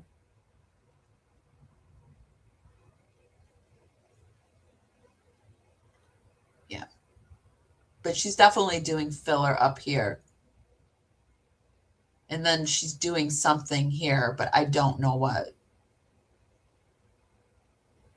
And her nose and her chin are no way pointed anymore. So she's gotten some kind of filler. You can put filler in your nose and change the entire shape, your nose and your chin. You can change the entire shape of your face and don't ever need to go under the needle. Eventually she's going to need it because, when you turn, usually women, when they turn about 60-ish, if they're going to do a facelift, they'll do it because they just can't make themselves look normal like this anymore. Like apparently they think this looks normal. So, okay. But let's move on. That was Alep, and the person that read it was Emma. Now I've got to go check on the little bird because, I had to put him in the shower, but I've got to check on him. So we're going to take a seventh inning stretch before we go on over to Dr. Yawn and where the wild things are at. And how about we listen to a different song played by Alep? How about Dr. John admires Brad Pitt's body of work? This is Parawoman Radio, and I'm Amy. Be sure to give this live a thumbs up and share it for me. Thanks, guys.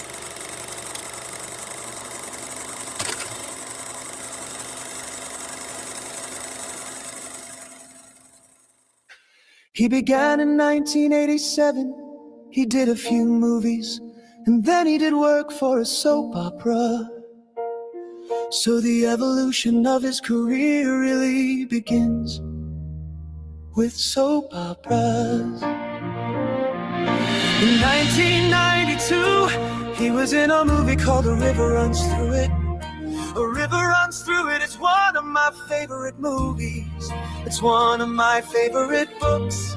It's a book by Norman MacLean. He wrote this novella about his childhood growing up in Montana.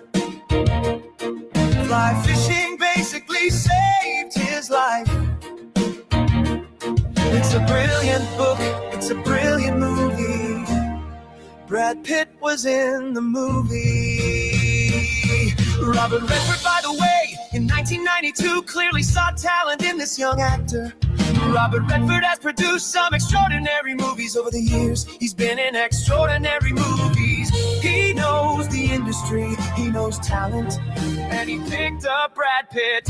Brad Pitt, in 1995, he was in a movie called Seven, and he was one of the detectives. So now my appreciation of this guy is only increasing. In 1996, he did a movie called 12 Monkeys. Many people probably don't know this movie, but I do. Now my appreciation of this guy is continuing to expand. 1999, he does The Fight Club, which is a very controversial movie. Gets a lot of attention, but again, I see this guy's journey towards mastery. 2004, he does Troy, which is about the Iliad. Homer's the Iliad, I love Homer's the the Iliad. It's one of my favorite books. It's a brilliant book about war. In 2008, he does Benjamin Button.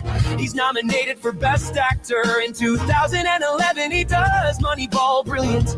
He's brilliant in this movie. 2014 Fury. Again, he's exceptional in this role. 2015, he does The Big Short. There's a bombshell in 2016, and this bombshell is that Angelina Jolie accuses him of abuse on a plane specifically. And before this, by the way, I should point out the paparazzi are all over Brad Pitt wherever he goes. Anything the tabloid can get their hands on, any salacious story about Brad Pitt, they're publishing that. The problem Angelina Jolie had in trying to make this a moral crusade was that Brad Pitt is this body of work, which is indisputably good, right? He's got this body of work, and he's becoming an actor that's mastering his craft. Brad Pitt's body of work, and the quality of his work are indisputably good. If the goal is to cancel Brad Pitt, and you're a fan of Brad Pitt like I am, my response to that was okay. Maybe he's got some problems in his personal life. Maybe he feels overwhelmed by having all these kids. A massive career, being one of the biggest stars in the world. I can't even imagine the stress and expectations and criticism this guy has to deal with. I don't think any of us can imagine that.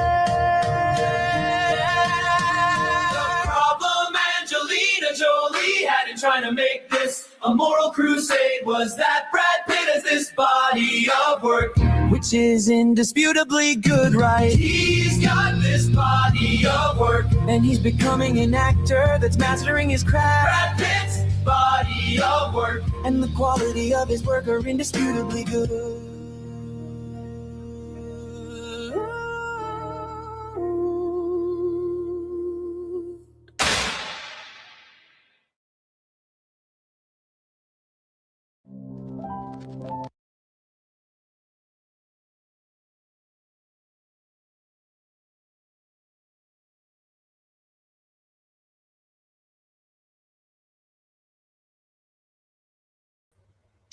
That Brad Pitt and his body of work. Okay, guys, we know that Dr. Yon loved Brad Pitt's body of work. Loves. Let's move on and actually go into Dr. Yon. Dr. Yon, you're up. So Jolene from the Jolene Lunzer show found this. I think she found this on the Wayback Machine. We're just going to follow her along with her reading and narrate our own stuff over it. And this is a interview that Dr. Yon did where he compares himself to his favorite childhood book, Where the Wild Things Are. And somehow he manages to battle lions and tigers and bears and kangaroos and alpacas and you name it, snakes, beetles. I don't know. He battled a lot of animals, and so we're going to get into it. And Where the Wild Things Are is a classic children's book by Maurice Sendak about a boy named Max who sails to an island inhabited by monstrous creatures after being sent to bed without supper, becoming their king before returning home for dinner. And it's also a title of a popular 2009 Spike Jonze film adaptation. So it was Dr. Yon's favorite, and we're going to find out that Dr. Yon had a very special, secretive relationship with his mother, and they tended to keep everything secret from their father, the father. So let's get into it. If you like what you see. A lot of us blogged back in the day. So today's live is about Lauren and Dr. Jan blogging. We just talked about Warren, and now we're getting into Dr. Jan's blogs.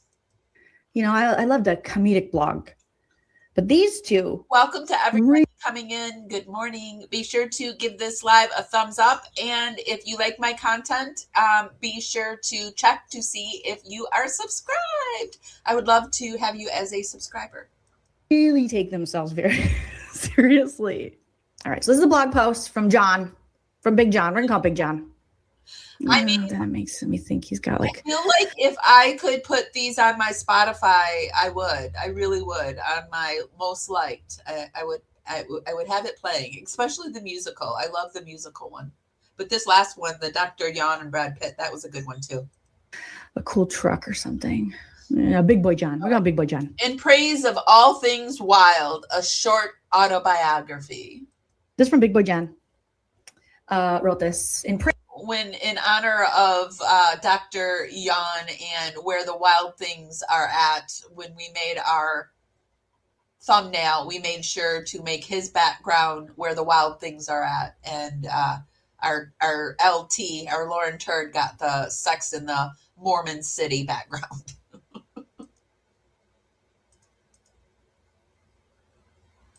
Praise of all things wild, a short autobiography by Dr. John. What? Lauren and John, they love nothing more than talking about themselves. They love it. Enough about you. So now he's going to ruin where the wild things are for all of us. A childhood classic. All right, Big Boy John says, when I was 5 years old, my mother accelerated onto the ramp of Willow Road outside of Chicago, and the side door, which had been slightly ajar, inadvertently swung open, tossing my unsuspecting body out onto the highway. Isn't like someone. It interesting that both Lauren and John seem to have resentments toward their mothers? I mean, I wonder about their son. Is this building a instant resentment against his mother? I mean, does he already have these resentments against his mother? I mean, what is his story going to be 10 years down the road when he's like an adult and talking about this time? I wonder. I really do. Losing control of an empty brown McDonald's bag sitting in the back seat of the car for days and waiting to be thrown out. That is melodrama. Okay, calm down, Ann Sexton. We're here for it. We are here for it. This is the best story. Like, what's... He wishes. And I guess it's probably the best story because it's told by Jolene. It's too much. It's too much. That's too much. Losing control of an empty brown McDonald's bag sitting in the back seat of the car for days and waiting to be thrown out. What kind of dirty McDirt are you? You can't throw your trash away. How old was Dr. John Mathias in 2018? 60? God, I bet he thought this is good writing. Instinctively, I rolled onto the pavement at 40 miles per hour and tucked into the fetal position. It's so funny, too, that the day that Jolene read this, I was thinking, because my grandpa used to tell me this story, and I don't know if he was just trying to warn me not to get too close to the door. And, a simple thing would have been to buckle the child in, but you didn't buckle, I'm Gen X. We didn't get buckled in. But he would tell me of this story where he fell out the door when he was being driven and fell out. And so I was just thinking the day that this got read, I was thinking about my Grandpa Williamson and him telling me this story. And then I saw this. I was like, that's weird. But, I mean, coincidences do happen. But it was a fear of mine. I never got too close to it. I still think about it driving in a car, the door flying open and falling out. I also have this other delusion of destruction that my friend put me into. Like, we used to do in college, these delusions of destruction. And there's just these, things that might happen that probably wouldn't happen, but you've got these fears. And she said, one of my fears is that you're driving down the road and the floor of the car falls out. And I'm like, so that became one of my delusions of destruction for a while. But Do you guys have a delusion of destruction that could happen, but probably won't? I spied a semi-truck. Okay. Also, Gen X, I mean, everything was be careful, you'll cut your face off, right? So, you know, everything could have ended up in destruction. You were just warned, right? You weren't stopped, but you were just warned. Be careful. You could hurt yourself. Approaching from behind.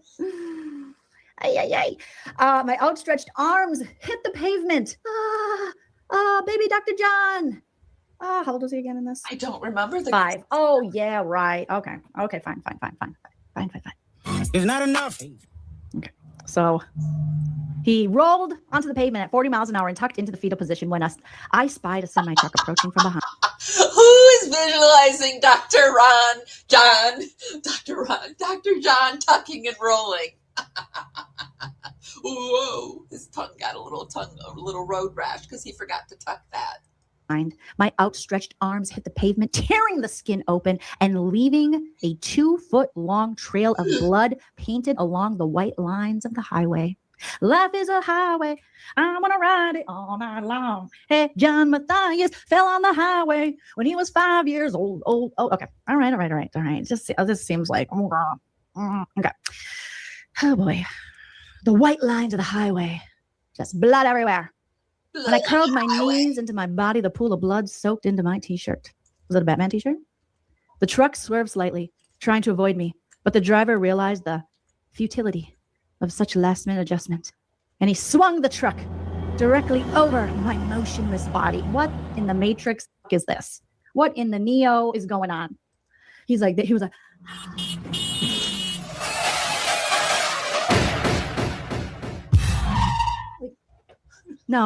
No, we're not doing this. We're not doing this. You're not the Oracle. We're not doing this. Drips of corrosive diesel engulfed my body. The engine wailed and hummed as the brakes screeched in a last-ditch effort to right the truck. The muffler grazed my shoulder, shredding my t-shirt and skin like Master Shredder. The semi-truck thrust me out its entrails without much fanfare. What the f does that even mean? Speak English, sir. Holy hyperbole. Like, what in the world? This reminds me of the melodramatic poetry I used to write and make my mom read. And I would read it to my mom, too. It was very embarrassing. Who else wrote poems and read them to your mom? I did. It does. It so reminds me of this. If only he were like paying homage to his mom, but no. He portrays his mom as a real POS in his stories. No, who at 5 remembers this much? Like, what? Hi, Kim. Thank you. Yeah, someone got out their thesaurus. They got the thesaurus out. You're despicable. Oh my gosh, I'm gonna send him Cease and desist. You send a cease and desist. Stop this. Yes, pretentious assholes is right. He's plagiarized Chad Daybell's books. What, Haley? What? Well, I mean, yeah, he was Batman, Kelly Kell. That's a good point. Okay. All right, let's keep going. From the corrosive diesel engulfed my body. What? Oh, God. When the driver pulled over to the side of the road, everyone, including my mother, assumed I was dead. Ongoing traffic swerved to avoid my motionless body, still tucked in the middle. You were dead if you tucked and rolled. I mean, I'm sure you did it masterfully. Of the busiest highways in suburban Chicago. Can I get a fact check from some Chicagoans? Thank you. From some Chi-Town peeps? Is that one of the busiest highways in suburban Chicago? Until I gathered myself, stood up. He gathered himself at 5. Or maybe you stood up and ran across the road to safety. From across the 4-lane divide, I could see my mother crying. It was the first and last time I ever witnessed. Can you imagine if it did? Like, it just leaking all over, how dangerous that would be? I mean, they probably weren't even moving. Like, it was probably a situation where it was bumper to bumper and he opened the door to look out and fell out or something. You know, it was probably something as simple as that. If it happened. My mother crying.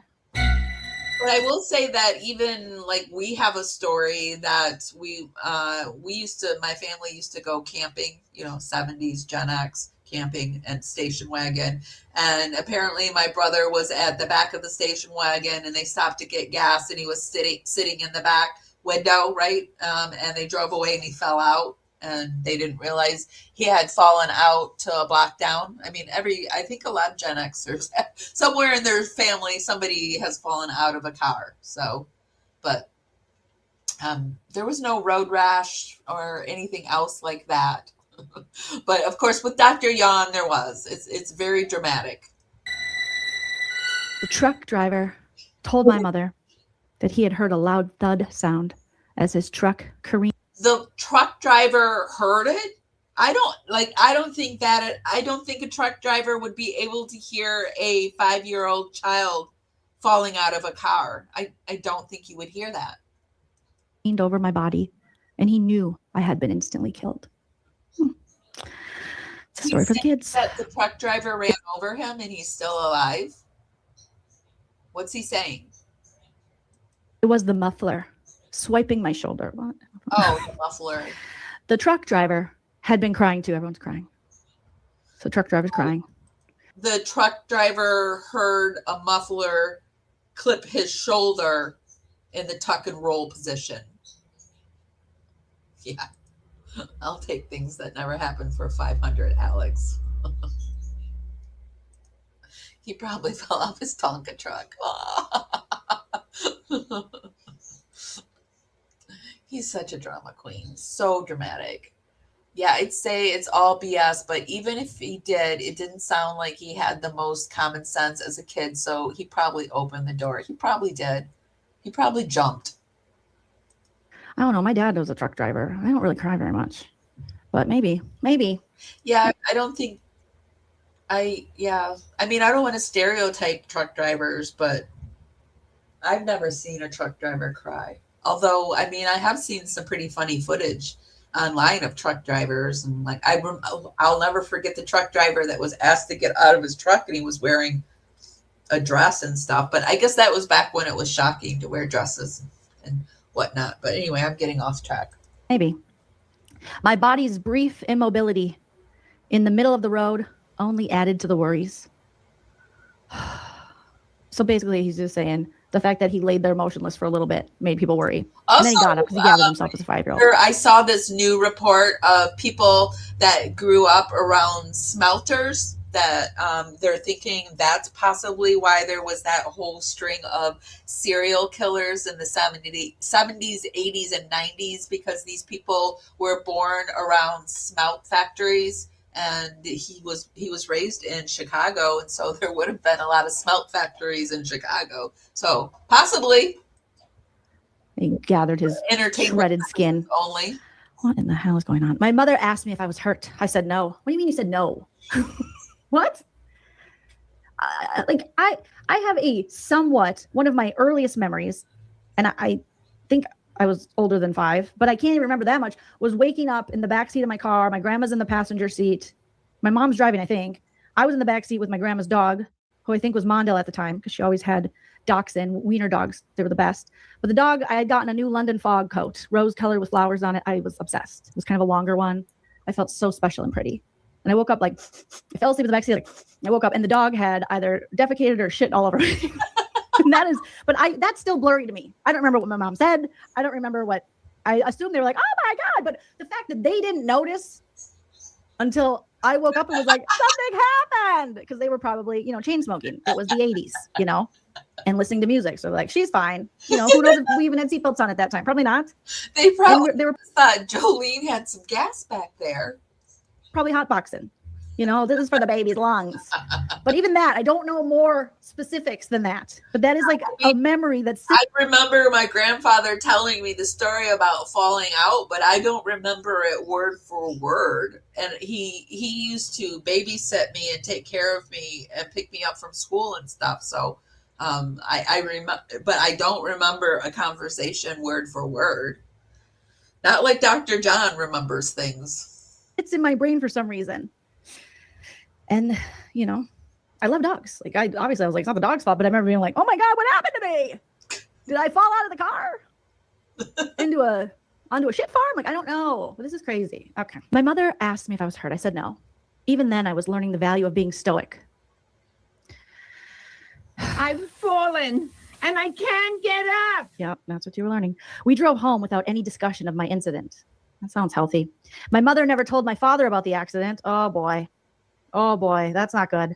And there was no visit to the hospital. I mean, But I thought you're... these in the 80s, and I'll even say the 90s were wild times for kids. They were wild, wild times. I remember when my parents got a divorce, I was 5, and we moved from Michigan to Ohio. And I remember the ride from Michigan to Ohio was in my mom's green Mustang, and they put me up in the window. And that's where I slept the whole ride from Michigan to Ohio in the back window. So I was like 5.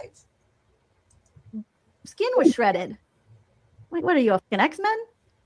Did you just re-skin yourself? What happened? You fell out and you got shredded and the muffler hit you and you just, okay. And you didn't go to the hospital? There was no visit to the hospital, even though my body hurt for months afterwards. Blood soaked my t-shirt and blue jeans. Your dad must have just been smoking and not paying attention too then. You walk in, your dad's like, I'm not looking. Is that my son? My 5-year-old son covered in blood?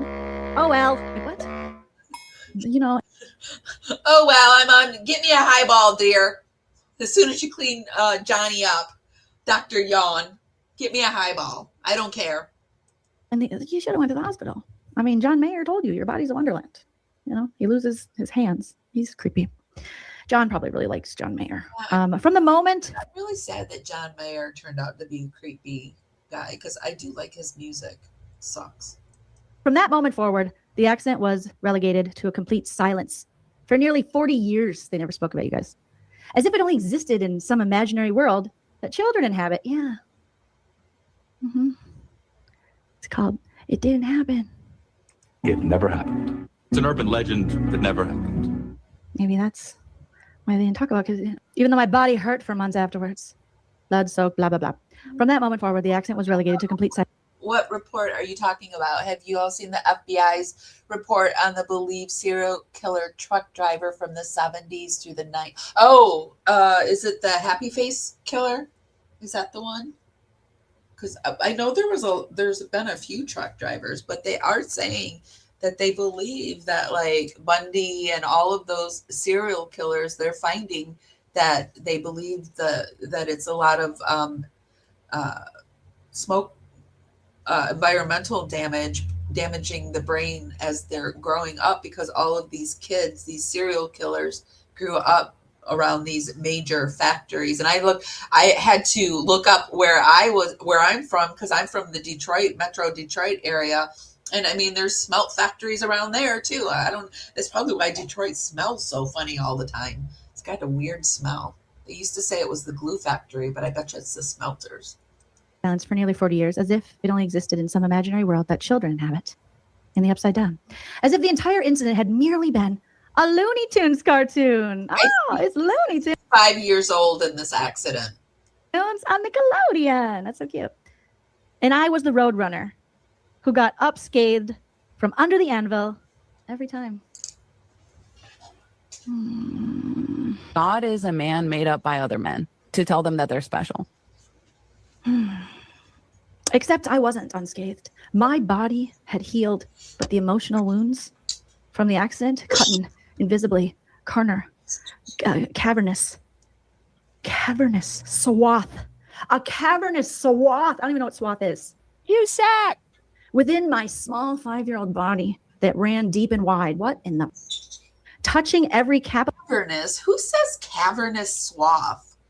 Like, I'm guessing swath means like swaddled, wrapped around you. Like so I was wrapped in a cavern. I don't know. He's so dramatic like her. They belong with each other. Like, they really belong with each other. Capillary and blood vessel running into and out of my heart, and every nerve ending and axon seeking entrance and exit from my brain. I'm having chest pain. No, we're not gonna do that. What the Are you in Michigan? Is that where the snowstorm? We're getting a lot of cold weather in Florida, and it's only going to get even colder this weekend. It's like been going down into the 20s at night, and it's like 40s, 50s during the day. So it's really cold. We're getting your guys' aftermath of whatever that was. Moving on. The nightmares began suddenly and without warning.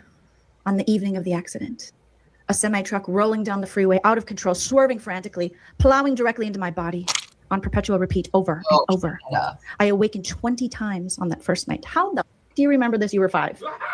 Like, what in you? No. 20 times. Every time my head hits the pillow, I meet that same semi-truck again and again. Rolling on down the road. Rolling down the road. Okay. Rolling down the road and heading in only one direction. Oh, one direction. Shout out to Harry Styles. Every morning I awake without rest. My pillow and sheets drenched in sweat. Oh, talk to me. Talk to perimenopausal Jolene. I know that feeling. It's not just at night. Now, it's all the time. You couldn't handle perimenopause, John. Can you imagine if Dr. Jan had to go through perimenopause? I just don't even know. I can't wait. I bet you Lauren's in it right now. So that'll be a lot of fun for their relationship. Dick. Okay, stop it, Jillian. I can't. Top titty 2x4 to end the game. I want John Mathias to have perimenopause. I do too. He deserves it. I don't. I mean, he could have it. He does look like Dee Dee Blanchard. He looks like, he could. We don't. None of us do. He does. All right, so he's having night sweats, and he's waking up. Like, what do you think? You're special for that? Like, women deal with that, and we don't even, no matter what happens to us, we deal with that. I began to turn on my bedroom light each night to make the nightmares subside. They continue, unabated. Same truck, same story, same results, on repeat, over and over. Eventually, the semi-truck evolves into a train, and then the train becomes an airplane. Holy, planes, trains, and automobiles. The objects become larger and more foreboding with each passing week, each one rolling head-on directly into my child's body and fragile psyche. The ingenuity of the imagination is limitless, especially if survival depends upon it. As my small head lays down, the terror goes up. There are many sleepless nights, many nights when I awake screaming from night terrors. Each dream has the same underlying theme: destruction, violence, death. Slowly over time, these objects of death begin to transform. The trucks become wild predators. The trains become amorous, whatever, monsters. The planes become vampires. Monsters, those objects of social disruption and mayhem, those objects displacing the status quo, those objects assaulting our safety and complacency, begin to creep into my dreams until they become an obsession. And my obsession just went, okay. I'm watching monster movies whenever I can. Even though I'm much too young to understand them, my mother allows it because she experiences such guilt. Okay, leave it. He's going to blame a woman. John Mathias has been blaming women forever. Oh my God. Why didn't you buckle the safety belt yourself, Johnny? I don't understand. Of course. How do we know? He's making excuses for men PDF files, but mommy's fault. She experiences such guilt. My other 2 siblings sleep soundly because they didn't care. They were like, what? Who's John? What's going on here? In bed, as I burn the midnight oil in front of horror movies. Oh, this explains a lot. I build models of monsters. I clip pictures of the most frightening images I can find, keeping them in a spiral notebook as if somehow classifying and binding them can keep them at bay. It doesn't work. It's too late. The creatures have been loosed upon my imagination. I now understand that these monsters symbolize death, plain and simple, staking a massive claim on my naively impressionistic mind. No child left behind. No, he says, no child should have to face the constant threat of death every day, whether real or imaginary. I had joined admittance into an unenviable club of children facing terminal illnesses, war, cancer, and severe abuse. Although no one understood the magnitude of my symptoms at the time. Oh my, these 2 have a way just making me believe on the same level of things that's not. This is basically he's comparing himself to kids who went to war, cancer, and severe abuse. Because he fell out of the car on the freeway. Going 40 miles an hour. If you believe that story. Allegedly. Okay. Today, I would have been diagnosed with childhood post-traumatic stress disorder. Oh, Jesus. Oh, my symptoms were classic: constant flashbacks, nightmares, depression, anger, isolation, fear, and insomnia. These two just need to check the victim card. If they can't be the victim and compare these horrible tragedies to like #us2, they don't know what to do with themselves. They do not know what to do with themselves. On most days, the PTSD club door remained locked, and there was no way out except to venture into my turbulent dreams, which greeted me with the slight relief of engaging the monsters head on. At least in my dreams, I could confront my enemies head on, even as I lost every battle I fought. During the day, my flashbacks were incessant, bombarding me with a frequency and intensity that would be hard to describe. I remember one day in first grade, again, who the f- remembers first grade? In first grade, when my body was so soaked with sweat that the teacher believed I had fallen into a pond. Not a pond, John. Did you follow that? Fallen into a pond. It's an urban legend that never. What's his body soaked with sweat for? I forget this part. Why is he soaked with sweat? She asked me if I had somehow, during recess, taken a swim in a nearby pond. I said, no. No, teacher, I can't swim. Okay, they all float down. Except for me, teach. I had stayed inside the entire time. He's an indoor kid. Let's be honest. He's an indoor kid. Yeah, I mean, but he does talk about all this hiking and shit, but he does strike me as an indoor kid, but maybe not.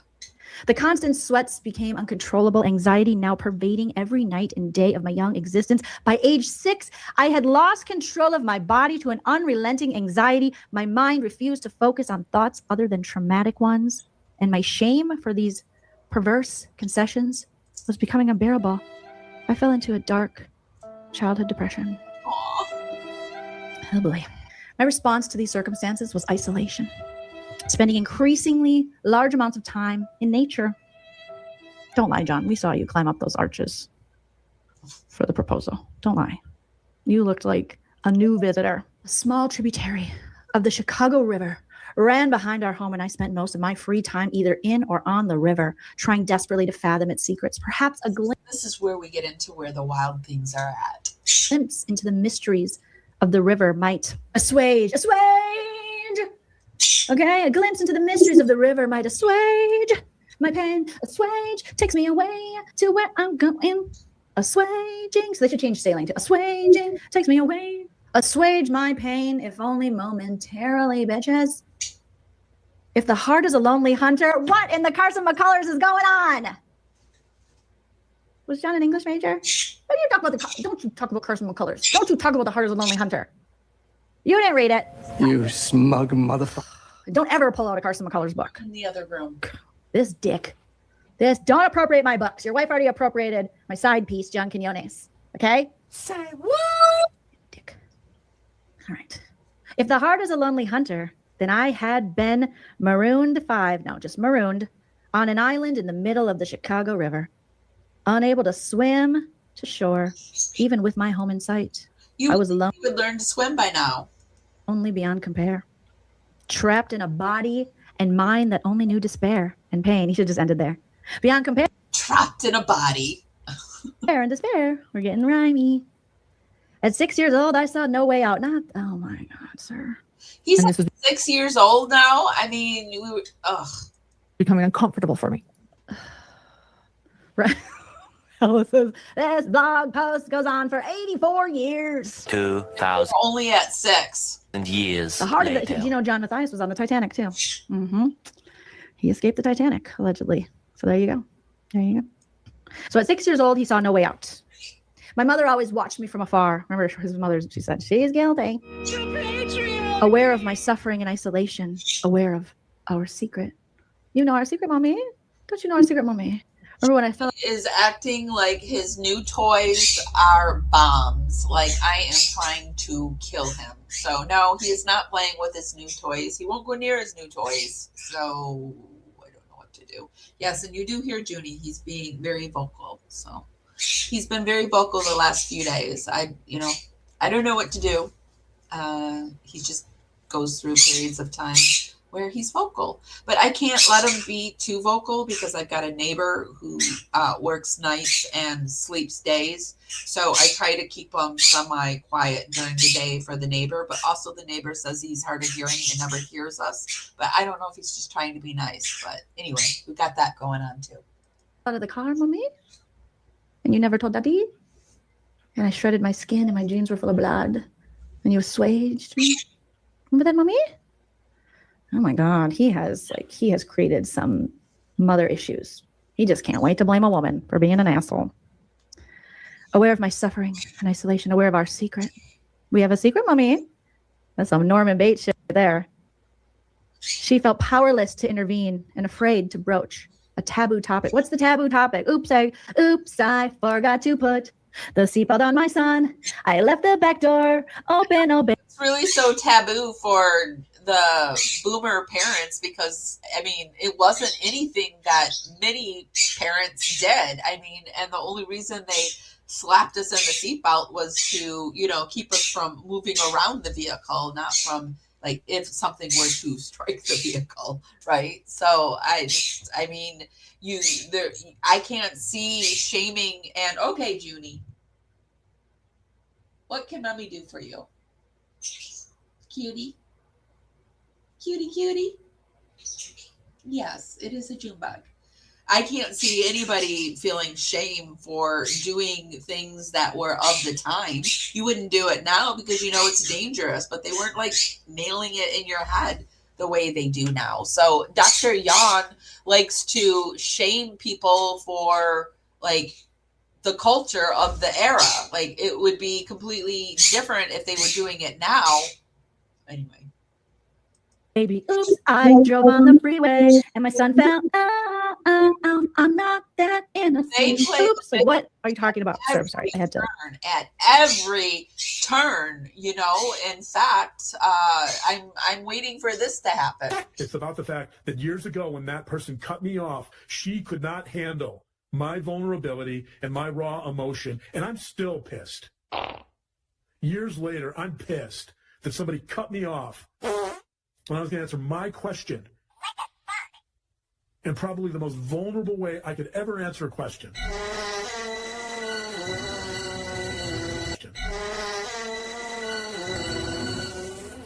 Because it was about my son. But I suspect that this whole reading is something similar to that one moment in time where Dr. Yan is just being his vulnerable self, right? He's just masculine vulnerability through and through. That's Dr. Yan for you. That was horrible. My apologies to Britney Spears. My apologies to you. But that I have to get out my feelings and dance. In horrible dance. So you know what I'm talking about. It's a good time to be medicated. One evening, 6 months after the accident, my mother entered my room with a book. It was a slim book, but vibrant, with pictures and strange creatures. At the heart of the book was a small boy named Max. And boy, did he like... No, okay, stop it, Julian. The book was Where the Wild Things Are. My mother pulled me close and began to read. I was mesmerized. By the end, I had begun to cry. At first, only imperceptibly. Imperceptibly? The fuck? But my tears quickly gained momentum. I was actually just looking directly at him when I was talking about the toys. He was watching me. And it is a thing that he does because birds do, if they figure out that it's something you don't like them or want them to do, they do it. That is, they're like perpetual 3-year-olds. If they know you don't want them to do it, they will do it. So he knows I don't want him to screech like that. So he's doing it. And if I ignore it, he'll eventually stop. But he's doing it so that I will turn to him. And if I continue to do that, then it will, he wants my attention because for a bird, like a treat is attention too. It's for an animal, any animal, right? So that's what he's doing. He's doing it. And as he's screeching, he's looking right at me. So It's like a 3-year-old screaming and looking right at you. And you know they're not hurt or there's anything wrong. They're just doing it. Until they refused to stop. My mother was taken aback, confused. Everything's okay, she said. It's just a book, John. It's only a book, John. Don't try to eat the book, John. It's a bunch of all mind games with birds. If I want him to do something, like with the toys, what I'm going to have to do is I'm going to have to get them out. And then if he gets near them, I'm going to have to say, hey, get away from there. You get away from there. Don't do that. And then he'll do it. Promise you, I will take a video of it. I just haven't gotten to it. But that's how you get birds to want something, is you tell them no. No, John. That's not food, John. It's a book. You read it, John. It's just a book. It's never been just a book to John. You love your Mathias. books. But it wasn't just a book. It contained all the magic and mystery and romance of the greatest novels wrapped up into one, especially for a child. No book before or since has had such an impact upon my life. It was my hero's journey, my odyssey, my lifeline, the plot. Max is sent to his room by his mother without dinner for being unruly and acting wild in his room. So if only the plot were that the kid got pushed out of the vehicle and wasn't allowed to tell his father. If only. He takes an imaginary journey to visit the wild things, where he both plays with and rules over them. Oh, John loved the ruling over them. It's actually... John was like, yeah, I'm the boss, Appletot. I saw this really funny meme the other day where I don't know if it was true or not, but she gets this cup out of the fridge and takes some apple juice and pours it on top of it and tells her husband, don't drink this. Really, I'm serious. Just don't drink it, okay? And she walks away, and of course he drinks it. And then she comes back and she starts talking to the camera and talks about how she saw this thing where you pee in a cup and then you top it with apple juice. And he looks at her and he goes, is that really pee? And she's like, yeah. She's like, I told you not to drink it. So I don't know if it was like a joke or not, but yeah, that's exactly what it's like. Can be like. Not all husbands are like that, but it can be like that. Okay. I'm the PTSD king. Yes, I is. Mathias. And so he rules over them. He leaves when he misses his family, returning home to a hot meal. Like animal-style fries with bacon. When the bacon doesn't come on the animal-style fries at In-N-Out. It never has. There are onions. There's Thousand Island sauce. But there are no bacon. There is no bacon. It's not animal fries. It's animal style. You can order anything at In-N-Out animal style, even your Sprite, if you so choose. No way. But here we go. The level of recognition and hope I experienced after that first reading was indescribable. The tears were real, deep, and heartfelt. I had connected to a profound sense of possibility in Max, one capable of ending my torment. This must have been the moment where Dr. Jan connected. It's about the fact that years ago when that person cut me off, she could not handle my vulnerability and my raw emotion, and I'm still pissed. This is when he connected to that, I'm sure of it.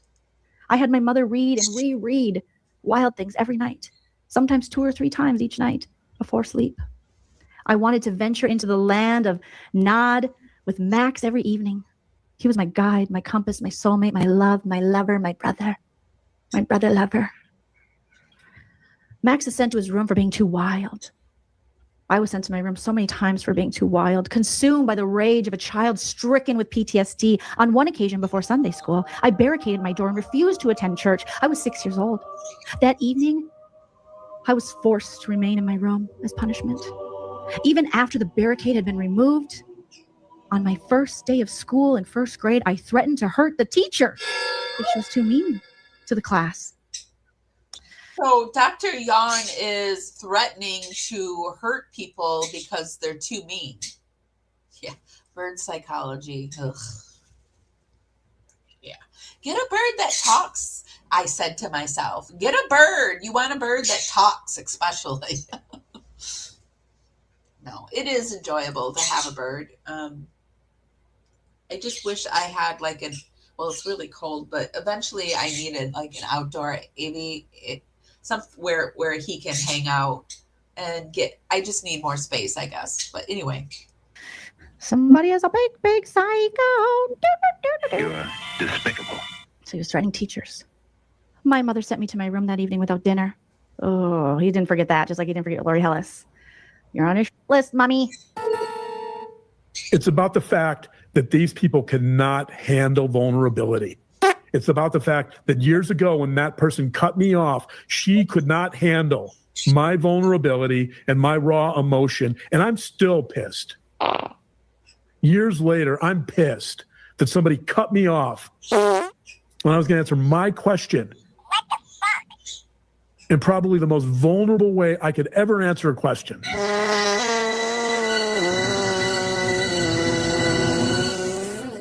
Because it was about my son. No. Alone in my room, I again barricaded the door and refused to come out. One of these people know what it is to struggle. So I'm sorry you went through that. Notice how nobody seems to care. There's like, yeah, luckily he just barricades himself in there. Okay. Allegedly. Oh my God, this is so long. I refused to come out. I had only been protecting the other students from harm. Aw, like who the writes themselves as a hero as much as John Mathias? Who does it? This man is Batman. He saved dead animals. Or animals that were going to die. Remember his Batman story and his dating profile? So I'm not weird and I'm not, threatening an adult with harm. I had only been protecting the other students from harm. He's Batman. I protested. My mother disagreed. To my room I went. That Dr. Yawn is quite a catch. I can see why Warren went for him. Max traveled by private boat to visit the wild things during a torrential downpour. And with the floodgates to the Chicago River open, I decided to launch the small family rowboat into the angry Chicago River. Bullshit. Allegedly. He says, I was swept downstream into swirling rapids, barely staying afloat near a small bridge some 30 minutes later. The Chicago Fire Department.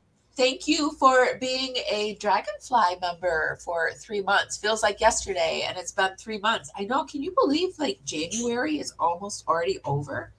Time is flying. I feel like somehow time has picked up speed. If you don't know what we're talking about, the Dragonfly is our membership program that we have over on YouTube. Here, let me show you a little something about it. And if you're not subscribed, why are you not subscribed? I would really, really, really love to have you as a power subscriber. If you really like my content, be sure to become a Dragonfly, and that's our membership, and it's $2.99 a month. I release all my videos early. We have special emojis over in the chat room. I kind of share things ahead of time with my Dragonflies, and I go live sometimes just for the Dragonflies. It's a way that I can support you guys and give you more content, and it's a way for you to support our channel. It's $2.99 a month, and I would love to have you. I will put the link if you want to join down in chat, and I'll also put it over in the show notes. And yeah, are you coming over to say hi? Why are your tootsies so warm? Because you've been flying? You've been flying around like a madman? You got warm tootsies. Hi. You getting sleepy sleepies? What you got in your mouth? Sorry, I got a little bird joining me. So yeah, I would love to have you as a Dragonfly, $2.99, and thank you for being a Dragonfly for 3 months now. Can someone pull the FOIA on that? Pulled me to safety as the rowboat had already taken on so much water. It was miraculous.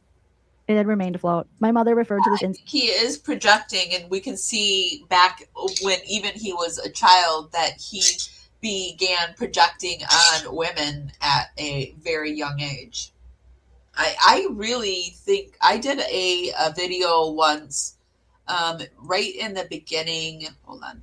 It was in the beginning, and it was, what was it? It was something like how Dr. John sees women. Because I noticed really early on that he had some really, hold on. He had some really backward ideas. Let me see if I can find it. On women and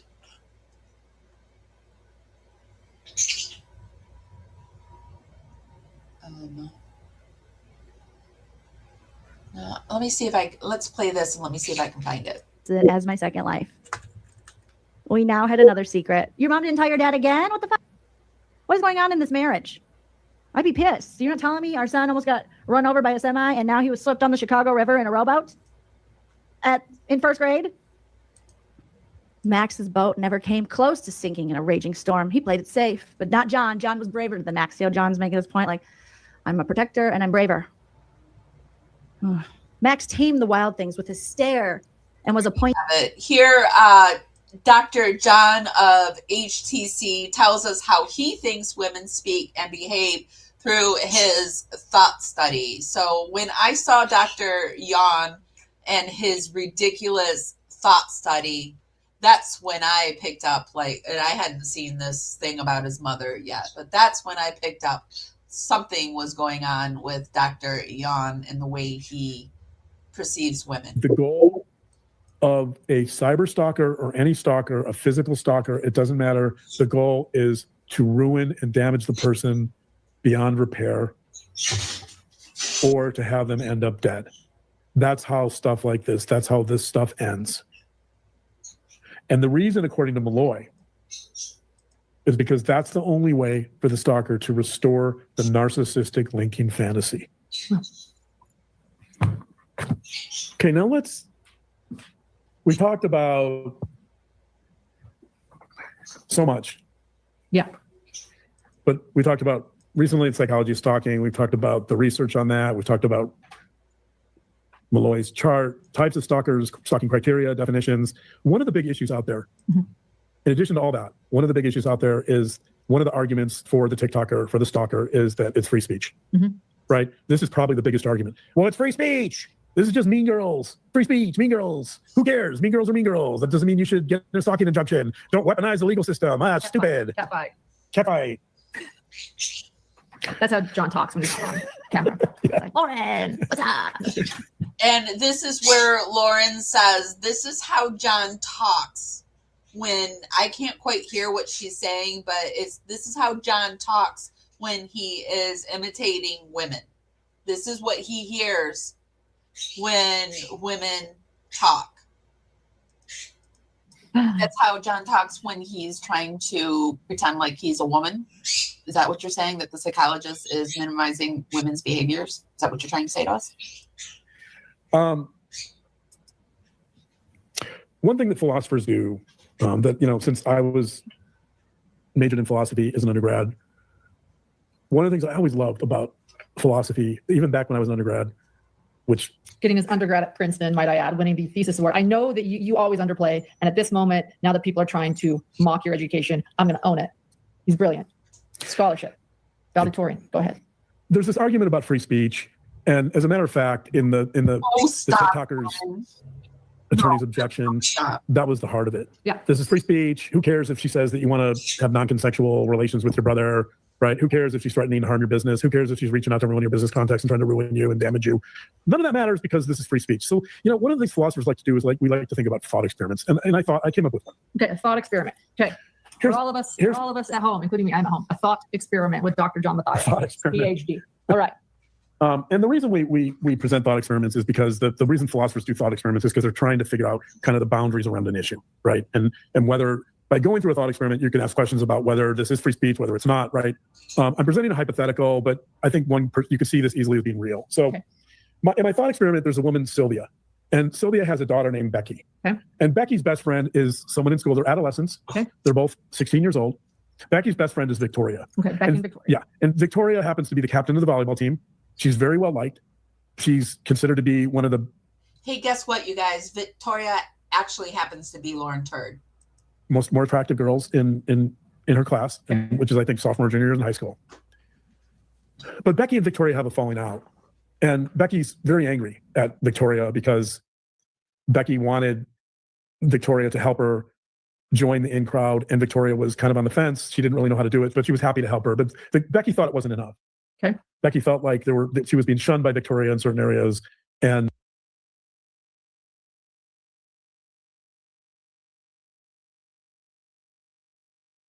that Victoria could have helped her more to become more popular. Okay. So Becky goes home to her mother, Sylvia, and Becky says, "Mom, I'm really hurt. I just got shunned. I just got rejected by my best friend, Victoria, and I don't know what to do, and I don't want to deal with her anymore, and I'm done with it." And Sylvia says, you know what? I love true crime. There's this raging debate online now about a stalking situation, and everyone says it's free speech, and I agree it's free speech. And you know what you should do, Becky? You should open a TikTok account, and you should target Victoria. And what you should do with your account is you should try to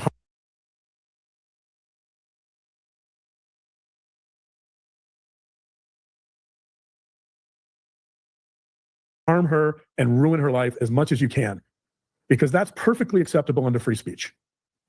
And what I recommend you start with is that you start with a post that you want to come back. You want to repeatedly come back to this post, but you start with a post about how Victoria engaged in non-consensual contact with several of her younger siblings. And Becky says, "Oh, that's great. That sounds great. I hate Victoria. I want to start this TikTok. I want to really hurt her." So she posts I just realized I had my mic on mute. I was trying to get the bird situated. No, what she really needs to do is create this private group where you get all these mean girls that will co-sign your BS in this private group, and then you start talking about people behind their back in a bunch of private group. And then if they don't agree with you, like sort of like Lori, you just kind of kick them out. And once you kick them out, then you start talking about them. That's what you do, Dr. John. You don't go and get a TikTok that's public and show the world who you are. Oh, can't do that. The first TikTok in a video of Victoria engaging in non-consensual relations with her younger siblings. Goes viral. Victoria is really hurt. People believe it. People start shunning Victoria. People start avoiding her. None of it's true, by the way. Poor Lauren Turd. Victoria becomes a bit of a laughingstock. People are talking endlessly behind her back about the supposed non-consensual contact that Victoria had with her younger siblings. Victoria is so upset by this, and she's receiving so much mockery at school that she has to, within a year, she has to leave the volleyball team and she leaves school to be homeschooled Lauren Turd. by her mother. She can't do her volleyball anymore. Becky continues because Sylvia, her mother, says, "You know what? You should post as much as you can. Post every day. Go back to the post about non-consensual contact, about Victoria being an abuser. Go back to that regularly, but post other stuff. But now post her dropping out of school to be homeschooled and how only losers do that. Now post that she wasn't strong enough to stay in school, that she wasn't strong enough to stay on the volleyball team. I want you to just mock her because free speech." They graduate from high school.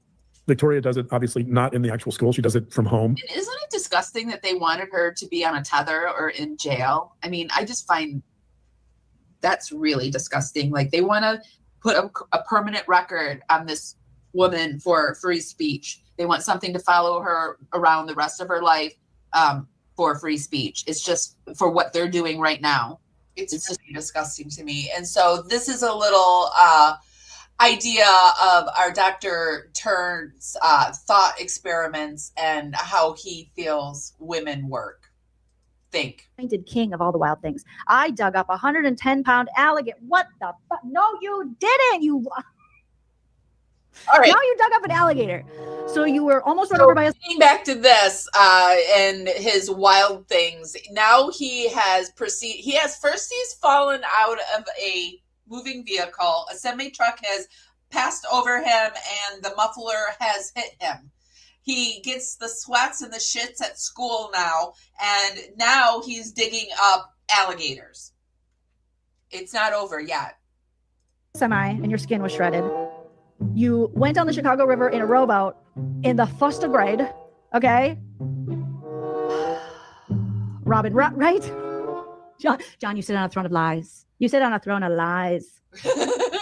What is this where you just, what mental illness is it where you just create things that didn't happen for attention? What's that one called? Because that's the one I think you got. Oh my God. So now we're, okay. Now he's the original crocodile hunter. Okay. All right. So he dug up a 110-pound alligator snapping turtle. What? An alligator snapping turtle during one drought season. Oh, it's an alligator snapping turtle. Okay. Well, still. On the Chicago alligator snapping turtle. We got to look up alligator snapping turtle. How big are those?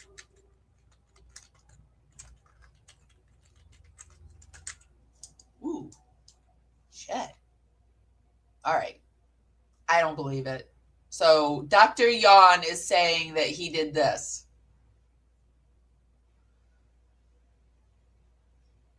He's saying that he got himself an alligator snapping turtle, and most impressive alligator snapping turtle is still one of Alabama's weirdest animals. So Dr. Yawn, where the weird things are at, wild things are at, says he dug one of these up. Do you believe it?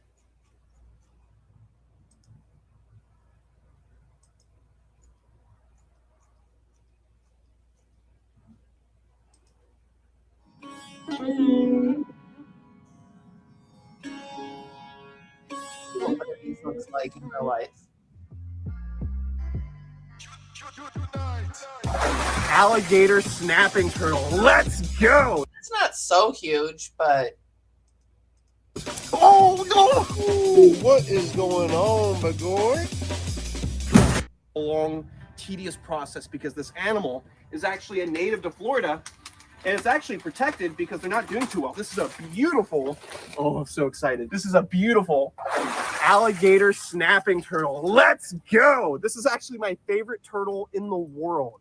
And this is actually a Swanee River alligator snapping turtle. So it's a Florida native. I think there's around 3 to 4 different species. Oh, don't bite yourself. There's around 3 to 4 different species of alligator snapping turtle recognized today. So that's why it's so important to have permits for these guys. Because if somebody gets an alligator snapping turtle from a different state and they decide that they don't want to keep it anymore and they release it into the wild, it might make hybrids with the Florida alligator snapping turtle. So we don't want that. Oh. This is obviously. So I guess we would need to look up the Chicago.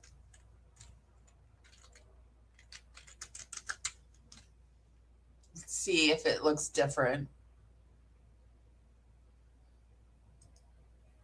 A massive snapping turtle, affectionately nicknamed Chunkosaurus, gained fame in May of 2023 after being filmed basking on the Chicago River near Goose Island.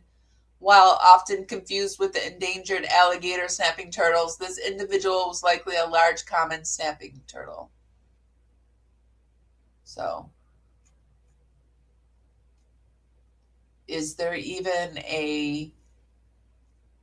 was it even an alligator snapping turtle? Because they're saying that they get confused. Anyway, you think Dr. Yawn got confused? I think Dr. Yawn got confused. River. Why is it called is that a thing? I don't even know. A snapping turtle, yes, but an alligator snapping turtle? Whatever. Whatever. Oh, really? And appointing myself king of the river, I held a... I don't put any filters, so it's strictly YouTube. Or, yeah, YouTube. Stick high above my head, just as Max had waved his staff over the wild things and declared my victory over the same river that 3 months earlier had nearly taken my life. The snapping turtle was later donated to the Chicago Aquarium because it was such a massive, wondrous creature. So John Mathias... It's inappropriate! As a child, dug up a Chicago Aquarium worthy, level worthy, whatever, snapping turtle. Because it was so massive and he's so strong. 110 pounds, you guys. My goal weight. Okay. It's never going to happen. But, you know, dare to dream. 110. Dare to dream. No. How tall are you, Jolene? You must be really short if 110 is your goal weight. Wow. What's your goal? I don't even have a goal weight anymore. I just go by if my clothes fit or not. I have goal clothes. 110. I'll take 130. I'll take 130 because it was such a massive and wondrous creature. Max leads a parade of wild things, each one dancing and jumping with glee and abandon until he sends them to bed. I led a procession of frogs and turtles and hamsters and rabbits in and out of the house with reckless abandon until I set them free back into the wilds of the Chicago River. What? River? So now he's the Chicago River King. Animal King. This is bullshit. With the frogs and the turtles and the hamsters and the rabbits in the house. Weird. That serial killer. That really is. Well? With reckless abandon until I set them free. So you abducted and... Did he say he tried to hurt his teacher for being mean? So now we've got hurting people, doing things with animals. Interesting. Animals into your home, wild animals, and put them into your home. And then you decided when they should be free. You're terrible, Muriel. It's kind of like now. What you want your job to be. Helping PDF files get lesser sentences. I don't know. That's what he says. I was looking over at his Dr. John Mathias psychologist site. A better understanding of crime is a better understanding of ourselves. Dr. John Mathias. For over 25 years, Dr. John Mathias has provided quality psychological services for clinical work, consultation, like how he does a little graphic here, training, evaluations. So, I mean, Dr. John says it. He says it here. Dr. John Mathias is a licensed clinical and forensic psychologist with over 25 years. He's got 25 years here. Experience in both clinical and forensic work. He has performed over 500 forensic and psychological evaluations, but we have looked, and these numbers do fluctuate. They go down with the passage of time instead of up. He assesses risks for violent and sexual recidivism for both adults and juveniles. He serves as an expert witness for the federal government, and he has consulted on numerous high-profile cases for district attorneys' offices and defense attorneys in several states, not just one, several. And look at there. He's being filmed. It's proof. He's being filmed. And there he's got his family on display. Full display for the whole world to see. No hidden. Although I did see that at one point Lauren was writing to people asking them to take stuff down so it didn't show their son. But it's okay for them to have it right up there on his website. Oh, they even have their podcast up here. In July of 2020, Dr. John Mathias and his wife, Warren, started a true crime podcast, Hidden True Gems. The podcast has gained significant traction in a short period of time and is available on all major podcasting platforms. And if you want to view their website, there it is. Do they put new stuff up over on their website? A Match Made in Heaven. Keith Morrison Dateline. We were set up and our first conversation lasted 3 hours and I think we covered 3 murders. So not the most normal first date conversation, but we've been talking true crime ever since. We knew it was something special because we were able to talk about a murder that she was covering in Idaho on our first conversation. So, and that's my job, of course, is to assess felons. He's a forensic psychologist. I was a TV reporter. So I said, let me tell you about this triple homicide I'm covering. A match made in heaven. Right, yes. Right, exactly. So the pandemic hit. I had just retired from TV reporting to be with our son. Our son was a year, but you can't take the journalist out of me. So that's the story, that now she was retiring from TV reporting, but I thought just earlier she was let go because they were ending that segment. So, what?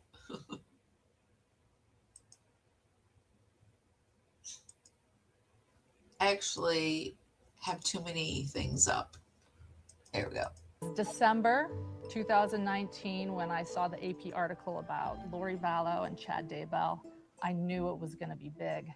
And I started asking him questions, because that's what I do. He's the forensic psychologist. I'm like, well, what about this? And what about this? And then It was going to be big. She felt it in her big toe. She felt some victim,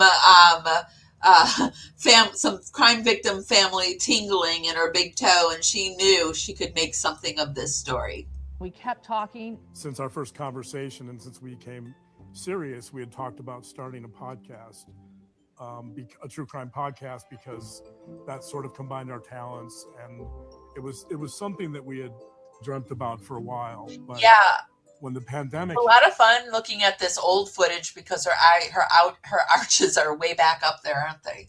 hit, and we went into Kind of taking care of her arches a little bit. I mean, they're still pretty like pointy, but they're not as bad as they used to be. quarantine, the jails and the prisons shut down for me, so I had no work and I had nothing to do. So we had this window to really do something unique, and so that's where we pulled our talents. And Enter Lori Vallow and Chad Daybell. The story of the century for the time of the century. Yes, and there were so many questions and so many hidden motives. That's hidden true crime.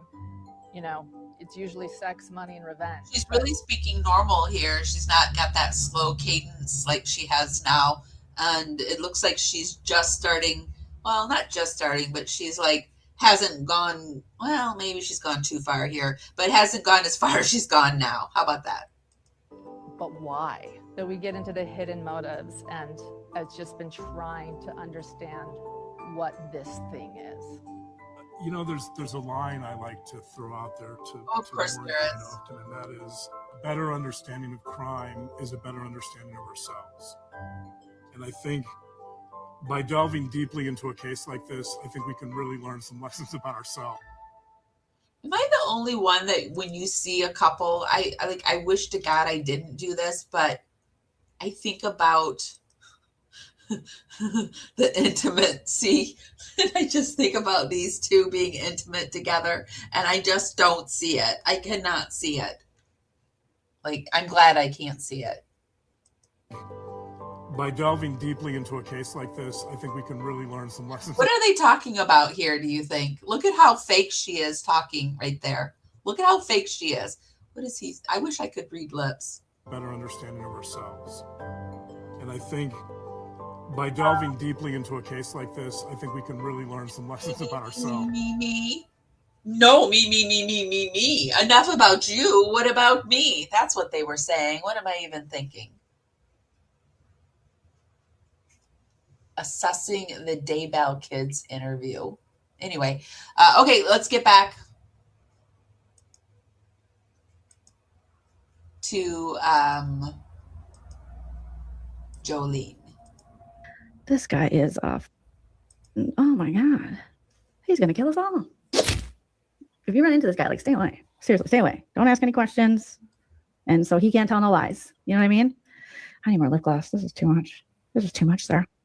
This is too much. Max feels lonely and wants to be where someone loved him best of all. He gives up his crown and returns home, even as the wild things threaten to eat him up. More than anything, after my accident, I wanted to feel loved, to be acknowledged and held and reminded of the truism that love conquers all. Fuck. My mother, who held our secret for so long, later confided to me that her mother never held her. Jesus Christ. You can go, little girl. Never told her how much she loved her. Always holding her at the puritanical distance. This is my baby. Don't talk to it. Don't touch it. Don't hug it. Don't love it. It's just a baby. Hold on. She was saving room for God with the baby holding, you guys. Required for relationships to feel safe with that puritanical distance.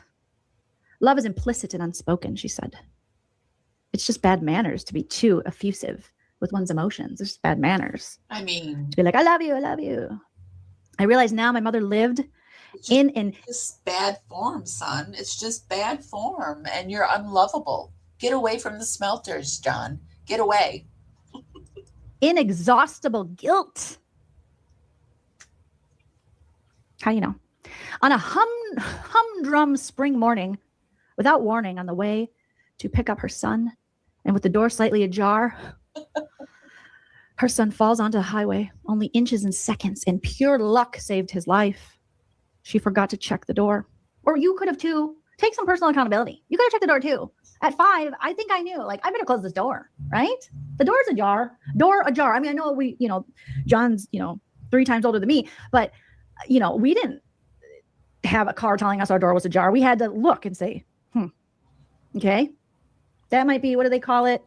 When it's nature just, deciding, like, are you smart enough to keep living? I don't remember my mom ever checking my car door to make sure it was shut. It was just assumed that we were smart enough. Although I did have that conversation with my grandpa, so he must have been checking me, but still, don't remember my mom ever double checking my car door. Sir, we're real? Are we doing that? It's all her fault. Why didn't you? I would be like, Mom. We were fighting over who gets to ride in front. That was a constant between my brother and sister and I, so we were always racing to the car to get in to be the first one in the front seat. I remember that. Remember that happening a lot. Mom, even when the dog defecated, whatever happened to me with the dog that day, I told them. I was like, this isn't right. It's not right. My London fog is ruined. How come every time you come around my London fog is all brown? Okay? It's supposed to be rose. And it stinks. What's going on? Yeah, maybe it was a stagecoach. It was the Wells Fargo stagecoach. Maybe. Natural selection. Thank you, Kitty Twister. Oh my God, I love your name. Yeah, maybe it was natural selection. I don't know. Darwin. Something. Yeah. So, thank you. Hello, everyday with Jay. Yeah. Self-awareness, John. Big boy John. Stop blaming your mom for so much. Like, bro, build a bridge. Slightly ajar, her son falls onto the highway only inches and seconds, and pure luck saved his life. She forgot to check the door. She accelerated onto the highway. She knew, although she never spoke about it, that her second son, she knew she had done wrong. She had accelerated and trusted that I had shut my door. Jan Brady syndrome, should have died that day. The son would inform you as a psychologist. So this is his origin story. I just wanted to be a psychologist so I could tell my mom what a bitch she was and all the wrong things she did. Guess what, Mom? I got a degree, allegedly. Okay? I don't think you're supposed to treat your family members. No, you're not.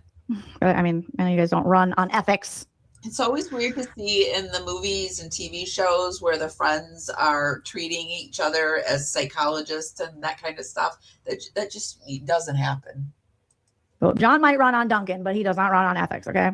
So the son would inform you as a psychologist that if you replicated that same accident in a tightly controlled experiment, you might expect, with slim probability only, 1 survival for each 1,000 trials. No other words needed to be spoken about the accident. The odds spoke for themselves. Time I did go to a psychologist, a therapist that I had once worked with. I had worked with her, but we decided that since we were no longer working together, that it would be fine. And it was also very interesting, a tea to go along with this. Her husband used to be the president. Well, I guess it's not tea anymore. But her husband was the president of a Christian college. It was actually the president of the college that Shannon, my co-host on Sundays, went to, that college. And he has since transitioned into becoming a female. And it was at the time, I don't know why, but this must have been when phones were still phones must have always been paying attention, because then for some reason, and I didn't go out and search her, but his Facebook account popped up, and I had a little Saturday deep dive, and I mentioned it to her too. I'm like, it's very interesting. But anyway, I'm going off into the weeds. Sorry, guys. Those odds, like, I have not, what? And And when did you find this? Like, how did you come to this conclusion? Did you do a tightly controlled experiment where you found there would be a slim probability? Yeah. Where did you come up with this? The reasons that they do like Lily the Doodle, that is that they're supposedly don't shed as much. You pulled this out of your ass, sir. In the river. Down in the, okay. No other word needs to be spoken about the accent. The odd spoke. I think your mom was just as confused as us, like, oh, fuck, it's dramatic. I gave this kid everything. Okay, one time I leave the door a little ajar, and this can't even pull it shut himself. And now it's my fault for my whole life. I ruined his life. Jesus. Man. Every sleepless night, every sweat-soaked sheet. It's just perimenopause, John. Calm your boner. But every nighttime scream. Scandalous anymore because like everything goes these days. But at the time it was very scandalous because it was like 2000 and well, it was right around the time that Bruce Jenner / Caitlyn Jenner was doing the transitioning. So it was just starting to come to the forefront. But he was the president of a Christian college. Every agonized yell and angry outburst, my mother knew. When I say it's a Christian college, like I went to a college that was supposed to be Christian, but it really wasn't. But this college was very Christian. They had the dormitories separated, and men and women weren't allowed into each other's dormitories. Or this was in the 90s. It might have changed since then. But at the time, and so one of my friends came and asked us if we wanted to do a rescue mission and go to this college and rescue her friend from the dormitories because she was really bored and they weren't allowed to do anything. It was just like and if the men and women wanted to visit, they would have to go sit in common rooms. So yeah, it was scandalous, very scandalous. And every gesture meant we alone shared a secret, a terrible secret. I don't think it's a terrible. That both strengthened and detracted from the parent-child bond. From the moment of the accident, our relationship would never be the same. Oh my God. Gosh. Wrapped in an ambivalent. And this accident happened when he was 5 years old. Just ruined at 5 years old. I don't know about you, but I was willing to forgive my mother for anything at 5 years old. And I'm an ex-social worker, and my first job that I had out of the gate was as a foster care social worker. And it didn't matter what these parents did to these kids. They wanted to go back and be with their parents. So I don't buy it for a minute unless, well, I mean, he was saying he was decking teachers for being mean. So maybe he is one of those people, those psychopaths allegedly that hold grudges from an early age. And love and hatred all at the same time. So we solved it, ladies. He hates his mother, therefore he hates all women going forward. Therefore he will take up for a male PDF file who harms young girls because he hates the women and the females. I hate my mommy. I blame her for everything. John, stop. Stop it, Johnny. Just stop so hatred all at the same time. I needed a love and a nurture, and she simply could not. What about your dad? Couldn't he do shit? Like, why are we always blaming the moms? Where was that guy? Couldn't he have given you a hug? Taught you how to throw a baseball or something? I don't know. Stopped you from abducting wild animals? Where was daddy? Where was daddy? Let's get some more dad accountability here. Jesus Christ, I'm so tired of these problematic men always blaming women. Like, dude, you're like 70. Even Lauren work it out. Okay. Blames her mom somehow, it seems to me. And even though her dad went to prison, seems to light up with her dad and cast shame upon her mother. Blah, blah, blah. Love and nurturance. Norman Bates. She simply could not provide. And she needed a forgiveness I could never give her. Oh my God. Evil to the core.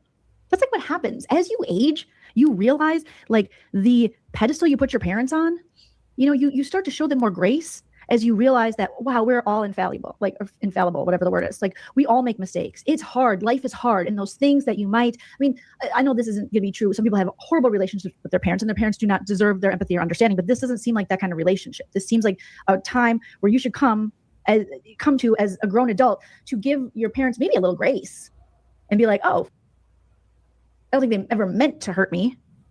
You know, and they're just a product of their environment. I'm product. The same thing you were arguing for the PDF file, but you can't give that to I was saying, like, at the time, the world is completely different. So to judge someone on today's standards when it just wasn't. It just wasn't. When you're taught better, you typically do better, and that seems to be what is happening in child rearing. But at the time, it just wasn't. And so to sit there and have such a weird grudge is so strange to me. But to be like nearly a 60, 70 year, well, maybe he's only 50 here. So your mom, but you can give it to a PDF file. I guess your mom would have to pay you. I guess that's the only difference. Oh my God. Turn his TV off. Turn his TV off. So the only thing different is your mom didn't pay, but she paid for you for a long time. I mean, come on. Kids are expensive. I mean, I think a lot of people had trauma in their childhood, but after a while, you have to just see it for what it is. I don't have a relationship with my family, and it's not because of childhood issues. It's because of issues of what happened when I was ill and trusted them as an adult. And so, but nothing that happened to me as a child do I sit and hold any kind of resentment, because, you know, I mean, I look at my mother and father and look at their parents, and I think like, whoo, I had it better than they had it, right? So hopefully with each generation, stuff gets better. And that's the goal. But to be a psychologist and sit here and hold this type of weird resentment towards your mother is alarming. Actually, it's alarming because he's treating other people. Okay. I have zero, you know, but I hear they're very expensive. But seriously, stop it, sir. Stop it. So he could never forgive mommy. All right. Oh boy. I could never give her a forgiveness. She needed a forgiveness I could never give her. Because he's like, Grayson, I hope they're sicker. I want her to be sicker. In most ways, our relationship always remained at an impasse, stuck in the limbo between an avoidance and acknowledgement. Some weird things happening over in Europe and other countries, especially around feelings and freedom of speech. I was watching, I think it was in the UK. There was, I don't know, it's not the right thing to say. I wouldn't go out and say something like this to another person, but they were saying to some Muslim people, like something about bacon. And the police grabbed these people up and drug them away because they said bacon in front of Muslim people. They told them to go eat some bacon, which I'm not saying that's an appropriate thing to say, but they were handcuffed and drug away because they said bacon. And I'm like, wow. But I feel like this is the direction the world is going in. People want freedom of speech, but also then there's people like Lauren Turd that want people to be arrested, handcuffed, tethered for just making a TikTok or just like saying bacon, right? It's crazy. And this is why it's so important to me to talk about this kind of stuff, because I don't necessarily want people to harass others, but also you need to have some type of backbone. Like, so what if you said bacon around me? So what if you say a lot of things around me? The world has become crazy. And Lauren's story, this HTC story, is proof how crazy it's gotten. Of a love both taken and given at the same time. But somewhere, in the unspoken truths of trauma and secrecy between a mother and her son, the remnants of healing from a book with a boy named Max, who conquered the wild things and returned home to the place where he was loved best of all. Reading all the wild things itself to a wounded son. Oh, Jesus Christ. Not a wounded son. To a wounded son became a place of healing, a gift my mother could only show but never tell. Finding Max, it turns out, was the greatest. Well, they wanted to marry him. John, what is going on here? We sure do like the men, and we sure do vilify the women. Once people wake up to the fact that what other people think doesn't matter, it really has no bearing on you. When I woke up to that, then what people said around me had far less impact on me, because what they say doesn't affect my day to day whatever. Because if it doesn't align with how I feel, I evaluate it, and if it's BS, then I just don't care about it, right?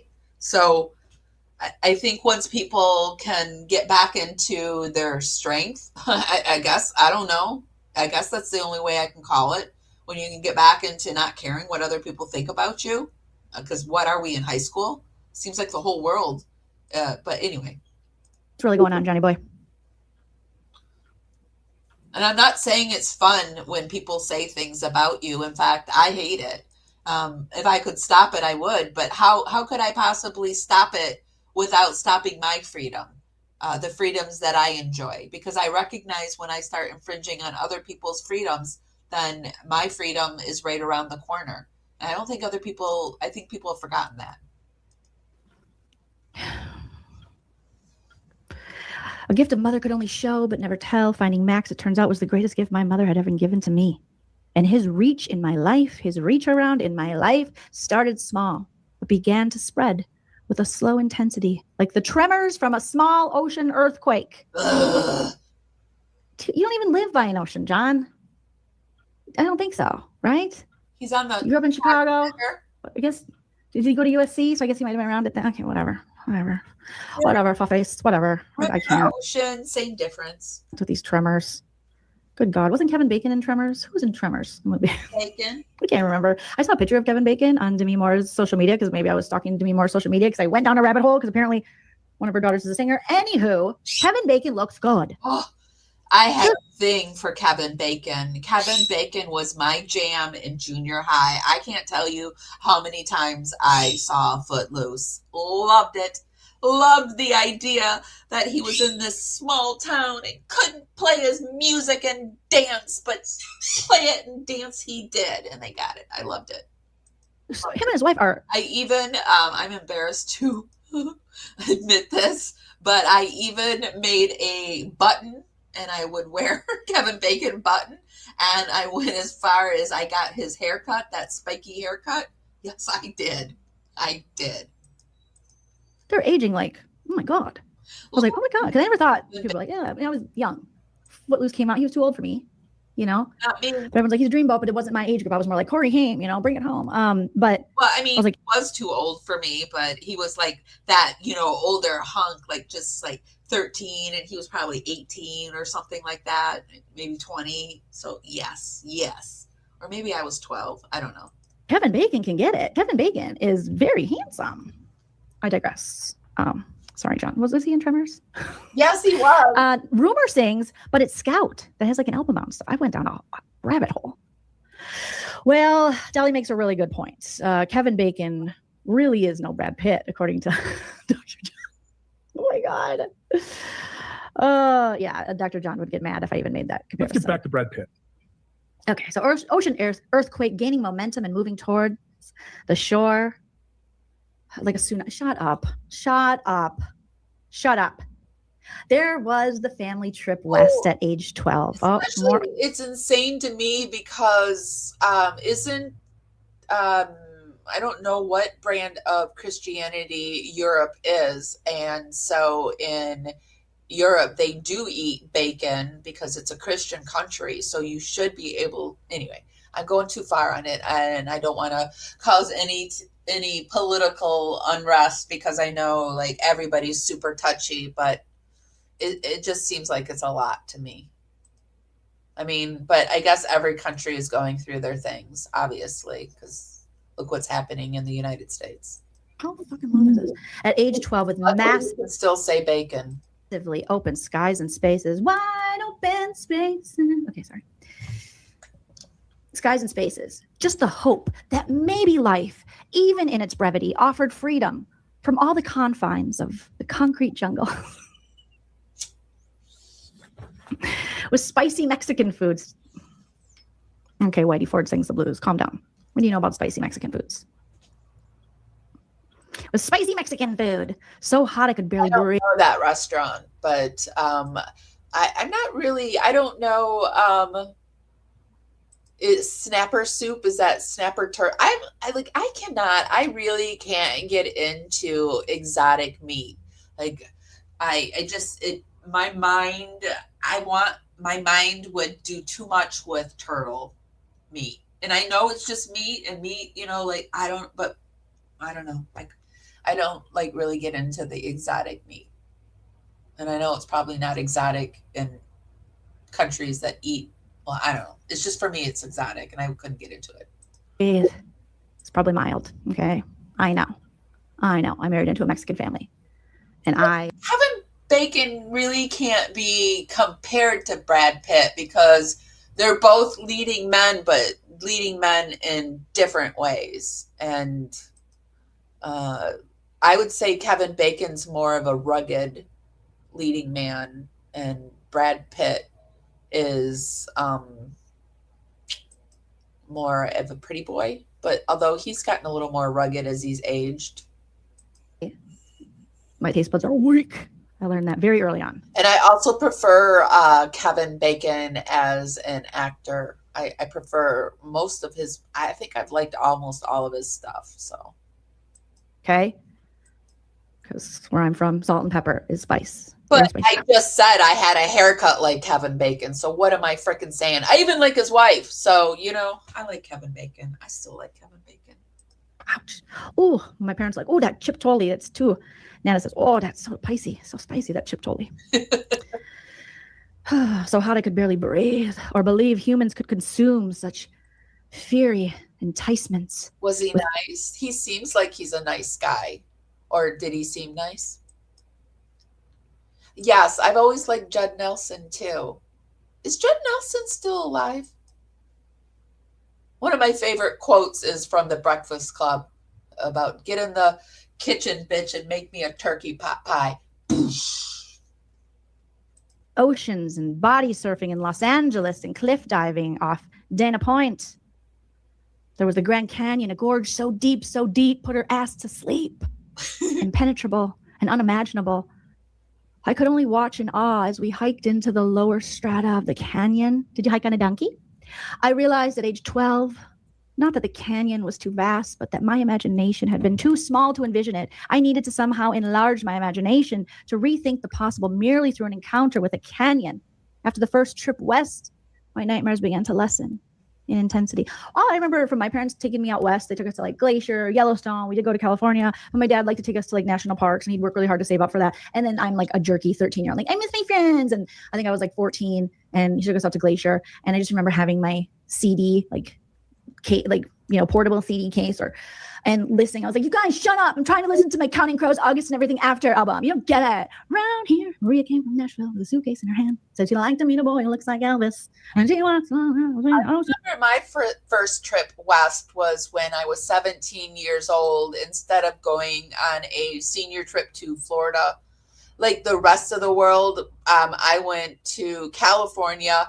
And the reason I went to California was because my friend Heather, I'm still friends with a lot of my friends from elementary, but she wanted to go to California and spend it with her cousin. And I really think the reason we did that was because her boyfriend at the time didn't want us going to Florida and hanging out on the beaches. So instead he thought he could send us her. And it's crazy that but anyway, I had a good time. We went to Florida or California, and we went around San Francisco.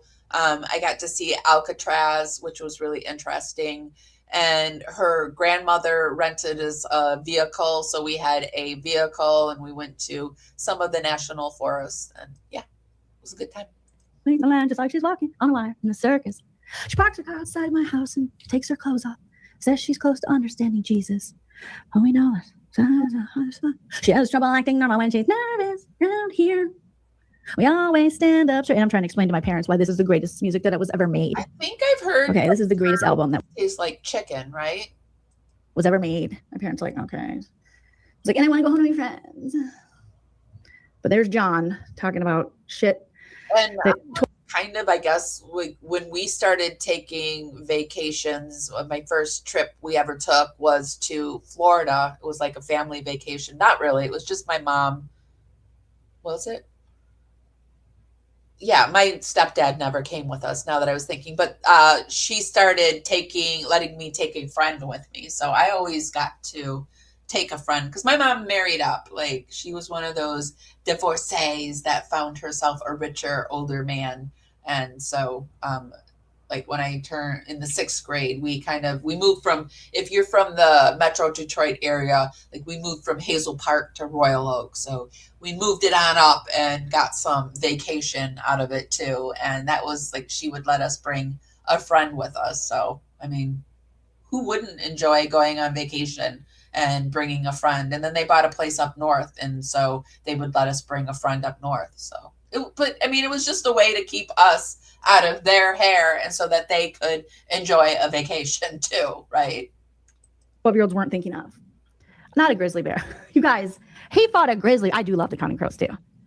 I do. I like him. Adam Durst. I remember he dated freaking Courtney Cox and Jennifer Aniston back in the day. I didn't know he had white boy dreads, and he dated Aniston too. I knew he dated Courtney, but I didn't know he dated Jennifer. I really like the Counting Crows. Jennifer Aniston and Courtney Cox. That's how talented he was.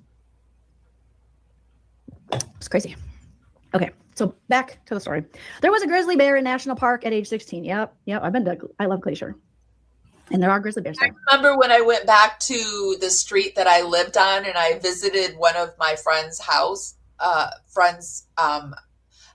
and her mother was always very blunt. And I remember how she was the one that broke it to me that my mom had done that. I hadn't realized that she had married an older, I knew he was older, but I didn't, like, she was 30 and he was 55. I knew he was older, but I didn't realize, like, she was like, how's your mother and the old man, or something like that. And I was like, whoa, I didn't know that's what was being said about me.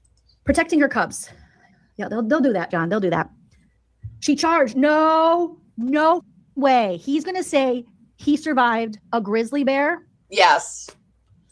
Our Dr. Jan, at the age of 12, is now trying to tell us that he has now survived falling out of a vehicle. A semi-truck has clipped him with its muffler. Severe road rash. Going to school with sweats in the shits. Capturing a snapping turtle. And now he is wrestling a grizzly bear. You must not have had his period. Okay. There was a moment in time in my neurodivergence where I was obsessed with bears. And I watched the Grizzly Man documentary a million bajillion times about Timothy Treadwell, who slept for 13 summers in the Alaskan wilderness with bears who he would talk to and think they were his friends, until one of the friends was so hungry. The Timothy Treadwell, I'm really into documentaries, and that one has fronted space. Who else watched that one multiple times? And I also went as far as, then I got over on YouTube and I watched the YouTube videos, and apparently there was an actual video footage of it, and they've decided to destroy it so nobody can see he and his girlfriend, who I think his girlfriend's name was Amy too, by the way, were eaten by these grizzly bears. As they're getting ready for hibernation, that he ate Timothy Treadwell and his lady friend. Okay. And I guess, Timothy Treadwell did survive all those summers without getting eaten. But no, John, I don't believe you. Because at least Timothy Treadwell had a documentary showing this. I feel like this is 2018, so he had seen Grizzly Man, that come out in like 2008 or something. I don't know, earlier than that. He's just copying things. There's no way. John probably fed the bears, yes. John had food on him, okay? Oh my gosh. Not a fucking grizzly. Like, especially a grizzly bear with cubs. No, you're not. No, that's not. Okay, let's keep reading. Jillian, keep reading. Over if there were cubs involved.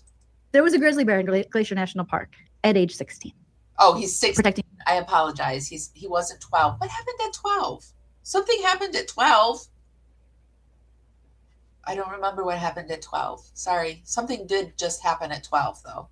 Your cubs. She charged, but never followed through with her initial threat. She charged you. I'm going to need to see the receipts on this one. Okay. Because you have to report. I'm going to call shenanigans on this one. I don't. He might have seen a bear off in the distance, but I don't know if I believe it charged him. Report that shit to a ranger, and then they will shut down the trail. That's how it works.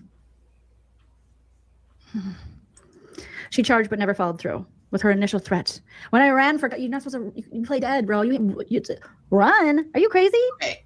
You can fight a black bear. You're not supposed to run. You're supposed to make yourself look bigger and wave your hands and whatever objects you have and stomp and seem like you're bigger and badder than you are, John.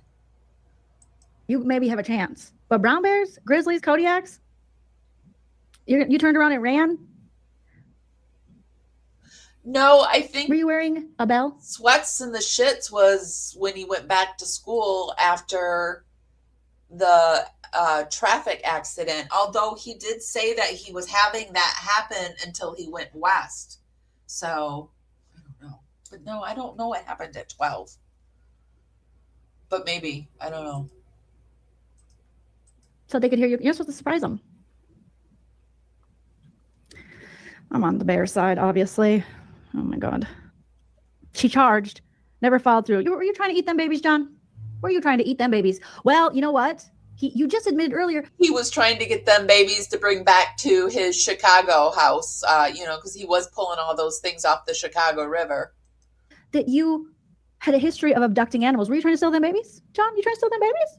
Were you trying to steal them babies, John? Were you going to take them home to your Chicago house? Like you did the rabbits and the hamsters and the squirrels and the whatever. Okay. So I ran for cover and never looked back. My actions were unsafe in every way, but I'm glad I lived to tell the story. Were there any witnesses? Because this is bullshit. Stop it. No. You save big money. You save big money when you shop Menards. It's an urban legend that never happened. Okay. Shit, I gotta wrap it up, you guys. I'm just getting too into this. Oh, God. There was the mountain lion who followed me up a desolate trail in Arches National Park at age 7. So a year later, mountain lion. Oh, no. Wait. Did he say 7 or 17? Lion who followed me up a desolate trail in Arches National Park at age 7. So a year later, mountain lion. Because they stalk their prey. You don't know there's a mountain lion until it's too late. Like, you will never know. They're so good at stalking. Like, that's what they do. How the fuck? So there was a mountain lion who followed me up a desolate trail in Arches National Park at age 17 without my awareness. Of course. Why? Some people do some fact checking on this story and also find that there weren't these actual animals around in this where he's talking. I think that happened too, but don't quote me on that. How would you be aware of that? That's instinctively like in them. That's what they do. Yeah. And when she turned around and made herself. I have heard of those Chicago River hamsters, and they're something. Nothing to be compared with the guinea pigs, but the hamsters, yeah. Known. We stared at each other for several. No, you didn't. That thing would have killed. You would eat your ass. Or maybe he was like, that is too much ass. What you gonna do with all that junk inside your trunk? And the mountain lion was like, I'm gonna get gone because that's too much junk in the trunk. So they stared at each other. He had a staring contest the next after running from a grizzly bear, a mama grizzly bear and her cubs. The next year, he had a staring contest with the mountain lion. Bitch, are you okay? No. This is too many lies. You got to separate the lies a little bit, Mr. Storyteller. When she turned and made herself known, we stared at each other for several minutes before she decided to move on. That stare lasted an eternity. She was like, ugh, ugh. Imagine if even a mountain lion was like, no, that's too gross for me. I'm not eating that. No. No. There were the pre-dawn swims at the Hurricane Island Outward Bound School in Maine. That sounds scary. During the summer before my freshman year in college. The pre-dawn swim, so before dawn, he would swim at the Hurricane Island Outward Bound School. John, the wannabe Eagle Scout, but he could never do that. Anyways, okay. In Maine, during the summer before my freshman year in college, how I hated the frigid cold waters and the suspicion of dangerous creatures lurking below my outstretched body gliding over the surface of the ocean. Ew. Like Max, I had no desire to be eaten up by wild things I could not see. Okay, I don't know how you included that. There was the Buffalo Buffalo Stampede. The Buffalo Stampede. Just west of the Sage Creek campground in the Badlands National Park when I was 23 years old, hiking along an elevated grassy embankment the morning after a damp evening spent sleeping in a miserably wet tent. Did you pee yourself, John? Did you pee yourself? Did you pee in your pants? I felt the ground begin to rumble. Or waking up in a wet tent. Herd of buffalo had been grazing several miles below what it was. in the river. He had read about this herd of 2,000 buffalo, but at the time there was probably at the most 200 buffalo. So 2,000, 200, 1, none, who knows? But I did not pay much attention to them. When the first 3-ton buffalo appeared over the edge of the slightly elevated hill and stopped for an instant to make eye contact with me, he's just looking into the eyes of all of these beautiful, majestic, dangerous wild animals. My heart rate accelerated like a runaway train. Runaway train, never going back. Wrong way on a one-way track. 2,000 buffalo emerged. Did you count them? Did you count them, John? 2,000. 2,000 buffalo emerged from the mist, and I took cover behind a small sagebrush. I'm sure you were alone again. No witnesses to any of these things. How convenient. Behind a small sagebrush, about 15 feet from my hiking position. The herd parted along the sagebrush. Oh my God. It's an urban legend that never About 15 feet from my hiking position. It never happened. The herd okay, we already read that. The herd parted along the sagebrush, dividing equally between left and right. So you counted, you stopped and were like, okay, there's 1,000, so I have to count 2,000, so I have to count 1,000 here, 1,000 there, 1,000 over here. Then you said 1, 2, 3, 4, 5, 6, 7, 8, 9, 10, 1, 2, 3, 4, 5, 6, 7, 8, 9, 10. Like, no. Stop it. Stop it. The herd parted along the sage, dividing equally between left and right. There would be no way for you to know that. No. With me in the center. Oh, you are just so up your own ass. God is a man made up by other men to tell them that they're special. John thinks he's God. John heard Joan Osborne's What If God Was One of Us? And he said, he is. It's me. Hi, I'm the God. It's me. Yeah, it's me. And left me unscathed because he knew you had a greater purpose to later have a lying YouTube channel and try to get 10 years off a PDF file sentence. He knew. He knew it. I now consider the American buffalo to be a kindred spirit. Okay. The Native Americans already, you're appropriating cultures now. You don't now, white boy John from Chicago, well, leave Ireland alone. But I'm sure John is, imagine, he's got Irish in him. A lot of us. It's interesting. Mountain lion, bears, tigers, hamsters, snapping turtles, but it's the bison, the buffalo, that is his spirit animal. Midwesterners do, or Scandinavian, something, But no, John. You don't get to be like, yes, I now consider, it's never been considered before, that these lands in the Dakotas, South Dakota, North Dakota, that the buffalo, before I just thought they were mere slot machines. No, Dr. Yan Dakotas. Buffalo, but now they're kindred spirits because the white man said so. Like, stop it, John. Stop it, John, you dick. Ooh. They're his kindred spirit. Okay. There was the summit of Mount Baker in Seattle. Mountain biking. It never happened. We got pictures of him mountain biking. Can you picture mountain biking? I cannot picture him mountain biking, especially after that video that we just saw of Lauren and John moseying along the path. It didn't look like he did a whole lot of mountain biking. Mountain biking, the uncut trails in Yellowstone. Wait, no. Mountain biking, the White Rim Trail in the Canyonlands. Delicate arch outside of Moab. How do you pronounce that? Moab. Rafting on the Green River. Canyoneering. Pine Creek in Zion. And Neon Canyon and Escalante, mountain biking the uncut trails and uncut wieners in Yellowstone, ice climbing outside of Telluride, and too many nights to count spent alone. Yeah, there's a reason. Solo hikers, a lot of them aren't solo by choice. Other people made that choice for them, allegedly. Fewer monsters paid nightly visits, and my dreams became populated by rivers, canyons, and mountaintops as I entered graduate school to become a psychologist. An inevitable step to my YouTube fame, to my YouTube channel. An inevitable step in my personal evolution. Step by step, ooh baby, gonna get to you, girl. The journey evolved from outside landscapes to internal terrain, where the wild things hid beneath tough exteriors, addictions, and mounds of fear, reaching far beyond anything the visible eye could detect. These internal landscapes were just as treacherous and equally wild. Max knew this terrain well. In my third year to graduate school, there was Martin, age 8. Oh, stay away from the children, John. Age 8, who has been Nope. No,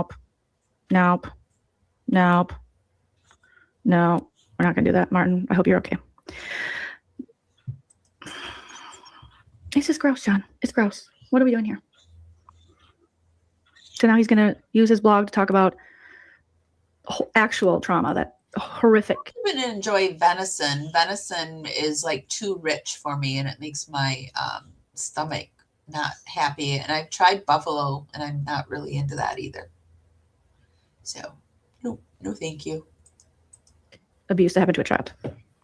There were so many wild adventures as a psychologist. There was Bonnie, the middle-aged CEO who controlled everything in her life, including me. Only after acknowledging the wreck. I get to hear about some people that he was actually a psychologist too. Wow. Her life had become, with numerous failed relationships, 3 divorces, 5 estranged children, and multiple harassment claims at work, did she begin to awaken. She never wept, never mourned the past, no regrets. She said, "I'm so rich I can buy my happiness." She couldn't. Her name was Lauren, and she knew it. She read her own. Yeah, I know. I gotta wrap it up, you guys. I'm so sorry. My husband's like, yeah, we might have to do a part 2 later. Hi, my husband, Jal in the chat. Sorry, guys. Jillian will be back. And sorry to end on a weird note. It's okay. We'll end on this paragraph, and then we'll come back and we'll finish it. Okay? Go get.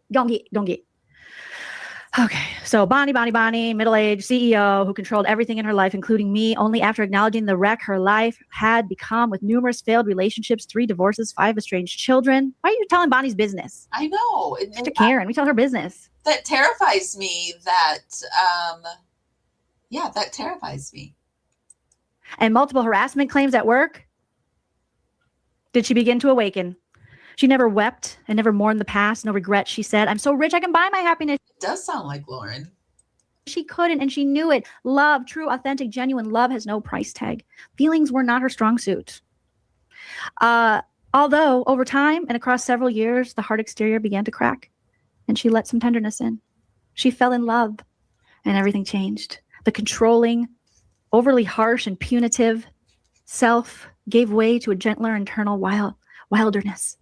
A wild, guided by self-compassion, held at bay for so many years because of the fears of being weak and taken advantage of by men. Bonnie had been... Okay. So now he's going to talk about Bonnie's childhood trauma. Now we can finally engage that wild part of her that had so frightened her and kept her feelings of sadness and rage buried behind a solid veil of control and equanimity. Equanimity, you guys. We're going to end on equanimity. John, quit blaming the women's. All right. You guys, thank you so much. Smash that like on your way out. Leave a comment after the video post, and I'll see you again. Did she do a part 2 of this? I don't even know. Let's pop over and see really quick if she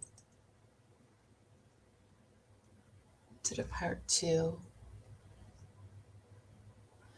Dr. Jan's Wild Ways Expose. Can you write your own vows? I know ChatGPT wasn't around then, but he sold this off the interwebs. Every romantic comedy, every Hallmark movie, he was taking notes. The woman who makes me better. Fast forward 2025. Are you still going to say that? Probably not. Proud. You made him a proud boy. Good job, Lauren. Great job. I've fallen. It's not, I don't think it is, but this is something. This is the proposal of Dr. Jan and Lauren. And I can't get Like up. to make me a proud boy. appreciative, grateful. It's so bad. It's good. It's like it's appreciative, grateful. Then she had to help him up after this. Everything. Will you marry me? Can you imagine if this man is looking up at you? Do you imagine she had the opportunity to just push him off the arch and she didn't take it? Yes, John. And you can't convince me she's not pregnant. Something's happening here. I know you're never supposed to wonder if a woman's pregnant. Unless you see that baby crowning, you never ask a woman if she's pregnant. I'm not asking. I'm telling you. She's pregnant. Okay? That baby's crowning. It waved to me. It said, "Hi, Jolene." And I said, "Hi, baby." So she told me to come over and I took that trip. And then she pulled out my mother. Interesting that we see this is what Lauren was looking like in her live journal that we were just going through at the very beginning, because we know she got married a year into writing that journal. And when it came out, it went drip. But so I mentioned the other day what it was like, what it must be like, Dr. Yan with his thin lips and Lauren with her over-processed lips. So this is what it's like. I didn't know she had the G.I. Joe Kung Fu. And I went, and the girl caressed me down. Michael Myers. What'd she say? I feel embarrassed? Which either she said, "I'm embarrassed," or Michael Myers. One of those two. This audio is so bad, John. You're bad at everything. Is there anything John's good at except for being so ridiculous that I can laugh at him? Oh, appreciative, great. Look at the way he's holding her and looking like he's just, her whole like wrist went limp. She's like, he's pulling her down. Grateful, everything. Will you marry me? Yes, John Michael Mathias. Yes, John Mike. I thought you said Michael. Yes, John Michael Mathias. Oh my God. Yes, John Michael Montgomery. I will. She was pretending it was John Michael Montgomery. Thank you. Will you accept this ring? Thank you. Why did you guys make me watch this? Cringe alert. He said, "Thank you. Help me." I've fallen and I can't get up. It's a token of my love. That's so, again, there's no need for this. I've already heard these lines. They were better. The first. So this was a little video of Dr. John and Lauren getting married. I wondered what it was like when these two were smooching, and now we know what it's like when we've got over-processed lips and no lips coming together. Thank you, Jolene, for creating that nightmare for us. Thank you. What do you guys think of all of this? Do you find their journals, their old journals, interesting? I think it's really interesting because it actually shows there just really is no growth between these two. You really never see any growth. They are the same people, the same me. Enough about you. What about me? People that they always have been, and I guess always will be. I do want to show you one more thing before I go. I did see over on Reddit, they were talking about this. Hey, been busy, but I want you all to keep Elizabeth Smart from the clutches of Lauren and HTC. I mean, Elizabeth Smart is obviously smart, too smart for Lauren and the HTC grift. I do worry about the Netflix connection, though. Please give Elizabeth's channel a like, as well as letting Elizabeth Smart know what we think of Lauren and HTC, because, and this is just all if you feel like, you want to do it. I do worry about future crime victims' family, because we know what they've done to Kresha and Kay and the Woodcocks, and we talked about how disgusting I think it is that she's getting between even like crime victims, like even there's multiple families and the Vallow Woodcock Daybell, and she's inserting herself between some grieving families that could come together and support one another, but yeah. Yes, we watched Olip in the beginning. We looked at Olip in the beginning. We went over the journals. We also went over Lauren putting up the recent Aunt Vicky post, and yeah, and then we went into talking about Dr. Yawn and where the wild ones are. So I think we hit it all. And just a little warning that we're worrying a little bit about them getting to other crime victims' families. And people are worrying about them with the Elizabeth Smart. So I'm going to end things here. I'm going to take us out on another OLIP video with some music. After that's over, I'm sending you over to Everyday with Jay. She's doing a Hidden True Crime Live today. She's talking about Scott Mitchell interviewed at John and Lauren's house, and Chad Daybell published his book. But I suspect she'll also be covering Lauren's journal entries, because that just came out last night. So I'm going to send you over there after we end with a little OLIP magic. So what song is your favorite of OLIP's? What one do you want me to have us go out with? Let me move myself out of the way. Thank you. I hope you have a happy day too. Thanks for coming and hanging out with us. They're so performative. I know, it's so gross. HTC also did it to Heather Daybell, and there was a good reason that her husband Matt never wanted to meet John and Lauren Mathias. Ooh, I didn't know that. Interesting. I think that Lauren's first husband had a reason to drive her to the airport. My son was off today, so you didn't get in early. Well, that's okay. Thanks for showing up and being the best mod. Shannon, yes, it raises the question of Lauren setting up with the camera and all. He said that he dressed up like Batman and rescued animals when he was a kid. Oh, John. John. Yeah, her first husband really dodged a bullet because he didn't have children with her. So, for sure. All right, let's look here. I don't even know who some of these other people are. But I think there's some of the other people that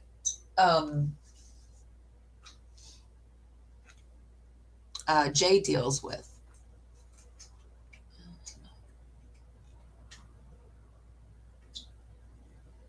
Let's do this, where since it was a lot of Dr. Yawn, I can't do the licking, sorry. But let's do Dr. John fangirls over Brad Pitt. Is it the same thing? Brad Pitt, the actor. Okay. It's one of my favorites when he talks about Brad Pitt anyway. So I'm going to take us out on this, and then it will send you right over to Everyday with Jay. She's going live in about an hour, I think, or a half an hour. So, okay, guys, if nobody's told you this today, oh, is it your birthday today? Happy birthday. Your son is taking you out for breakfast. Ooh, I love breakfast. It's my favorite, one of my favorite meals. You stay safe and stay warm and have a happy birthday, our little Aquarius, because I think we're into Aquarius time now. So happy birthday, Carolina. And guys, if nobody's told you this today, and even if they have, I do not care. I'm still telling you this, and Junie is too. We love you so, so much, and we'll see you next time. Happy birthday, Carolina. And Kim, thanks for modding. Bye, guys. So the reason I want to talk about Brad Pitt is because he's an actor in my generation. He's an actor I've followed very closely over the years. He's an actor I really appreciated, and I've really kind of watched him mature and develop and grow, and that's been inspirational to me. So let me just say, so I'm going to do a little bit of my own fangirling here, I guess, but Let me say that the reason I got to know Brad Pitt was because in 1992, he was in a movie called A River Runs Through It. A River Runs Through It is one of my favorite movies. It's one of my favorite books. It's a book by Norman MacLean, who was a professor of English literature at the University of Chicago for many years. He wrote this novella about his childhood growing up in Montana. Fly fishing basically saved his life. It's a brilliant book. It's a brilliant movie. Brad Pitt was in the movie. He actually played the somewhat delinquent brother. It was an interesting role. Brad Pitt would kind of reprise many times in his career, but he was very good. I didn't know who he was at that time. And so I was interested. I'm like, who is this guy, right? When I watch a movie and there's actors I don't know, I'm always interested to kind of figure out who they are, where they came from. So I found that Brad Pitt actually was born and raised in a small town in Oklahoma. He was born in Shawnee, Oklahoma.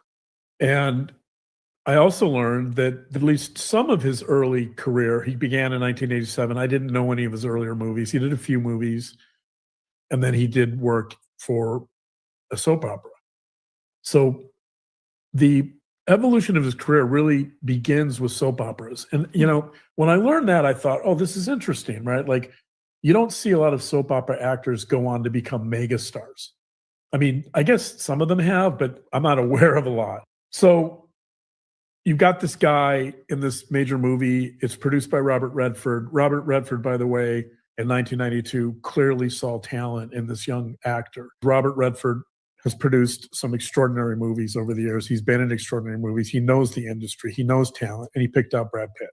So shortly after that, Brad Pitt in 1995 was in a movie called Seven. And he was one of the detectives, and great job. So now my appreciation of this guy is only increasing. In 1996, he did a movie called 12 Monkeys. Many people probably don't know this movie, but I do, because it has to do with mental health. It gets into everything I love. It's a post-apocalyptic novel. It's got kind of sci-fi. It's about mental health issues. Is he psychotic? Is he not? There's all kinds of philosophical issues raised in this movie, but I don't think a lot of people saw this movie. He's extraordinary in this movie. Now my appreciation of this guy is continuing to expand. 1999, he does The Fight Club, which is a very controversial movie, gets a lot of attention. But again, I see this guy's journey towards mastery, right? 2004, he does Troy. I'm skipping a lot of movies he's done, by the way. He does the movie Troy, which is about the Iliad. Homer's the Iliad. I love Homer's the Iliad. It's one of my favorite books. It's a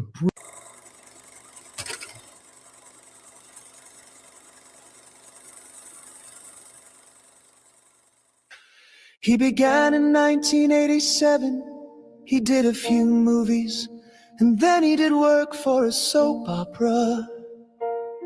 So the evolution of his career really begins with soap operas.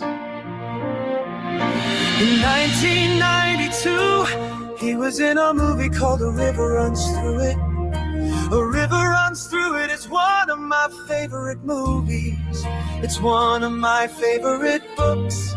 It's a book by Norman MacLean. He wrote this novella about his childhood growing up in Montana. Fly fishing basically saved his life. It's a brilliant book. It's a brilliant movie.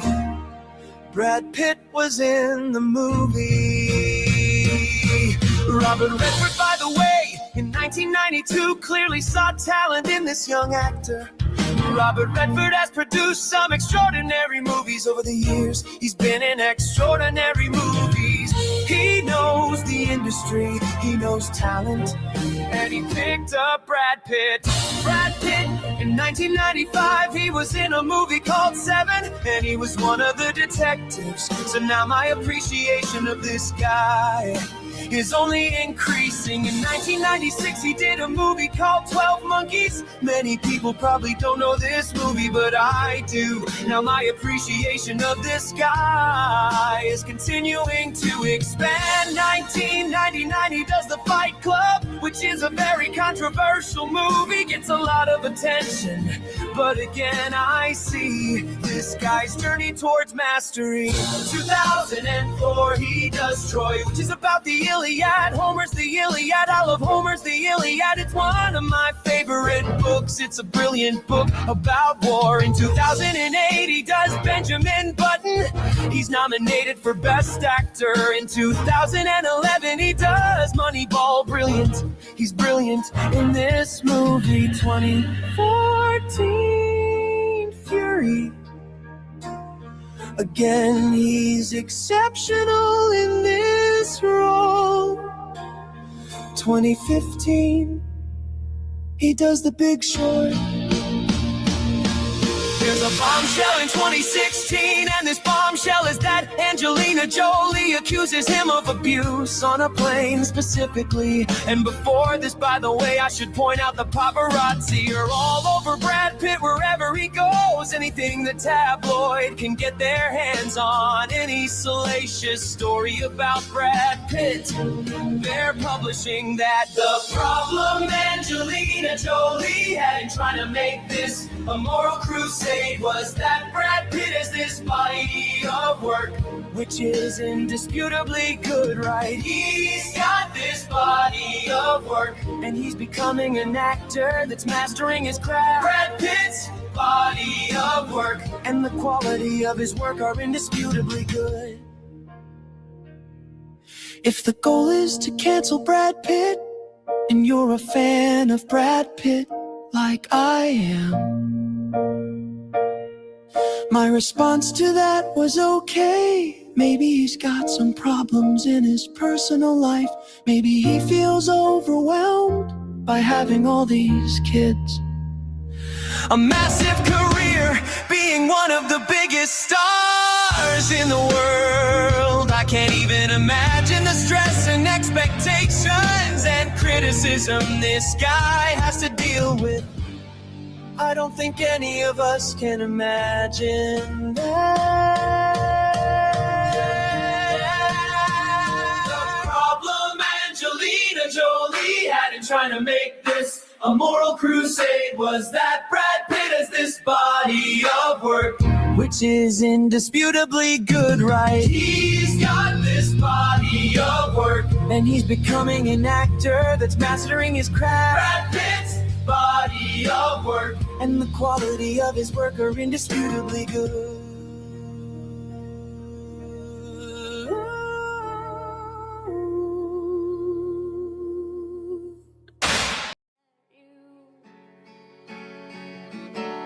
Miss my cue, but I had you for that day.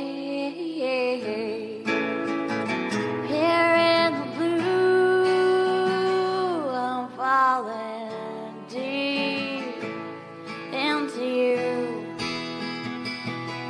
Be sure to give this live a thumbs up. Helps me go out into the algorithm party out there. Bring more people back to the party. It's just a free way to help me out. With you tonight, and it feels fine, feels fine.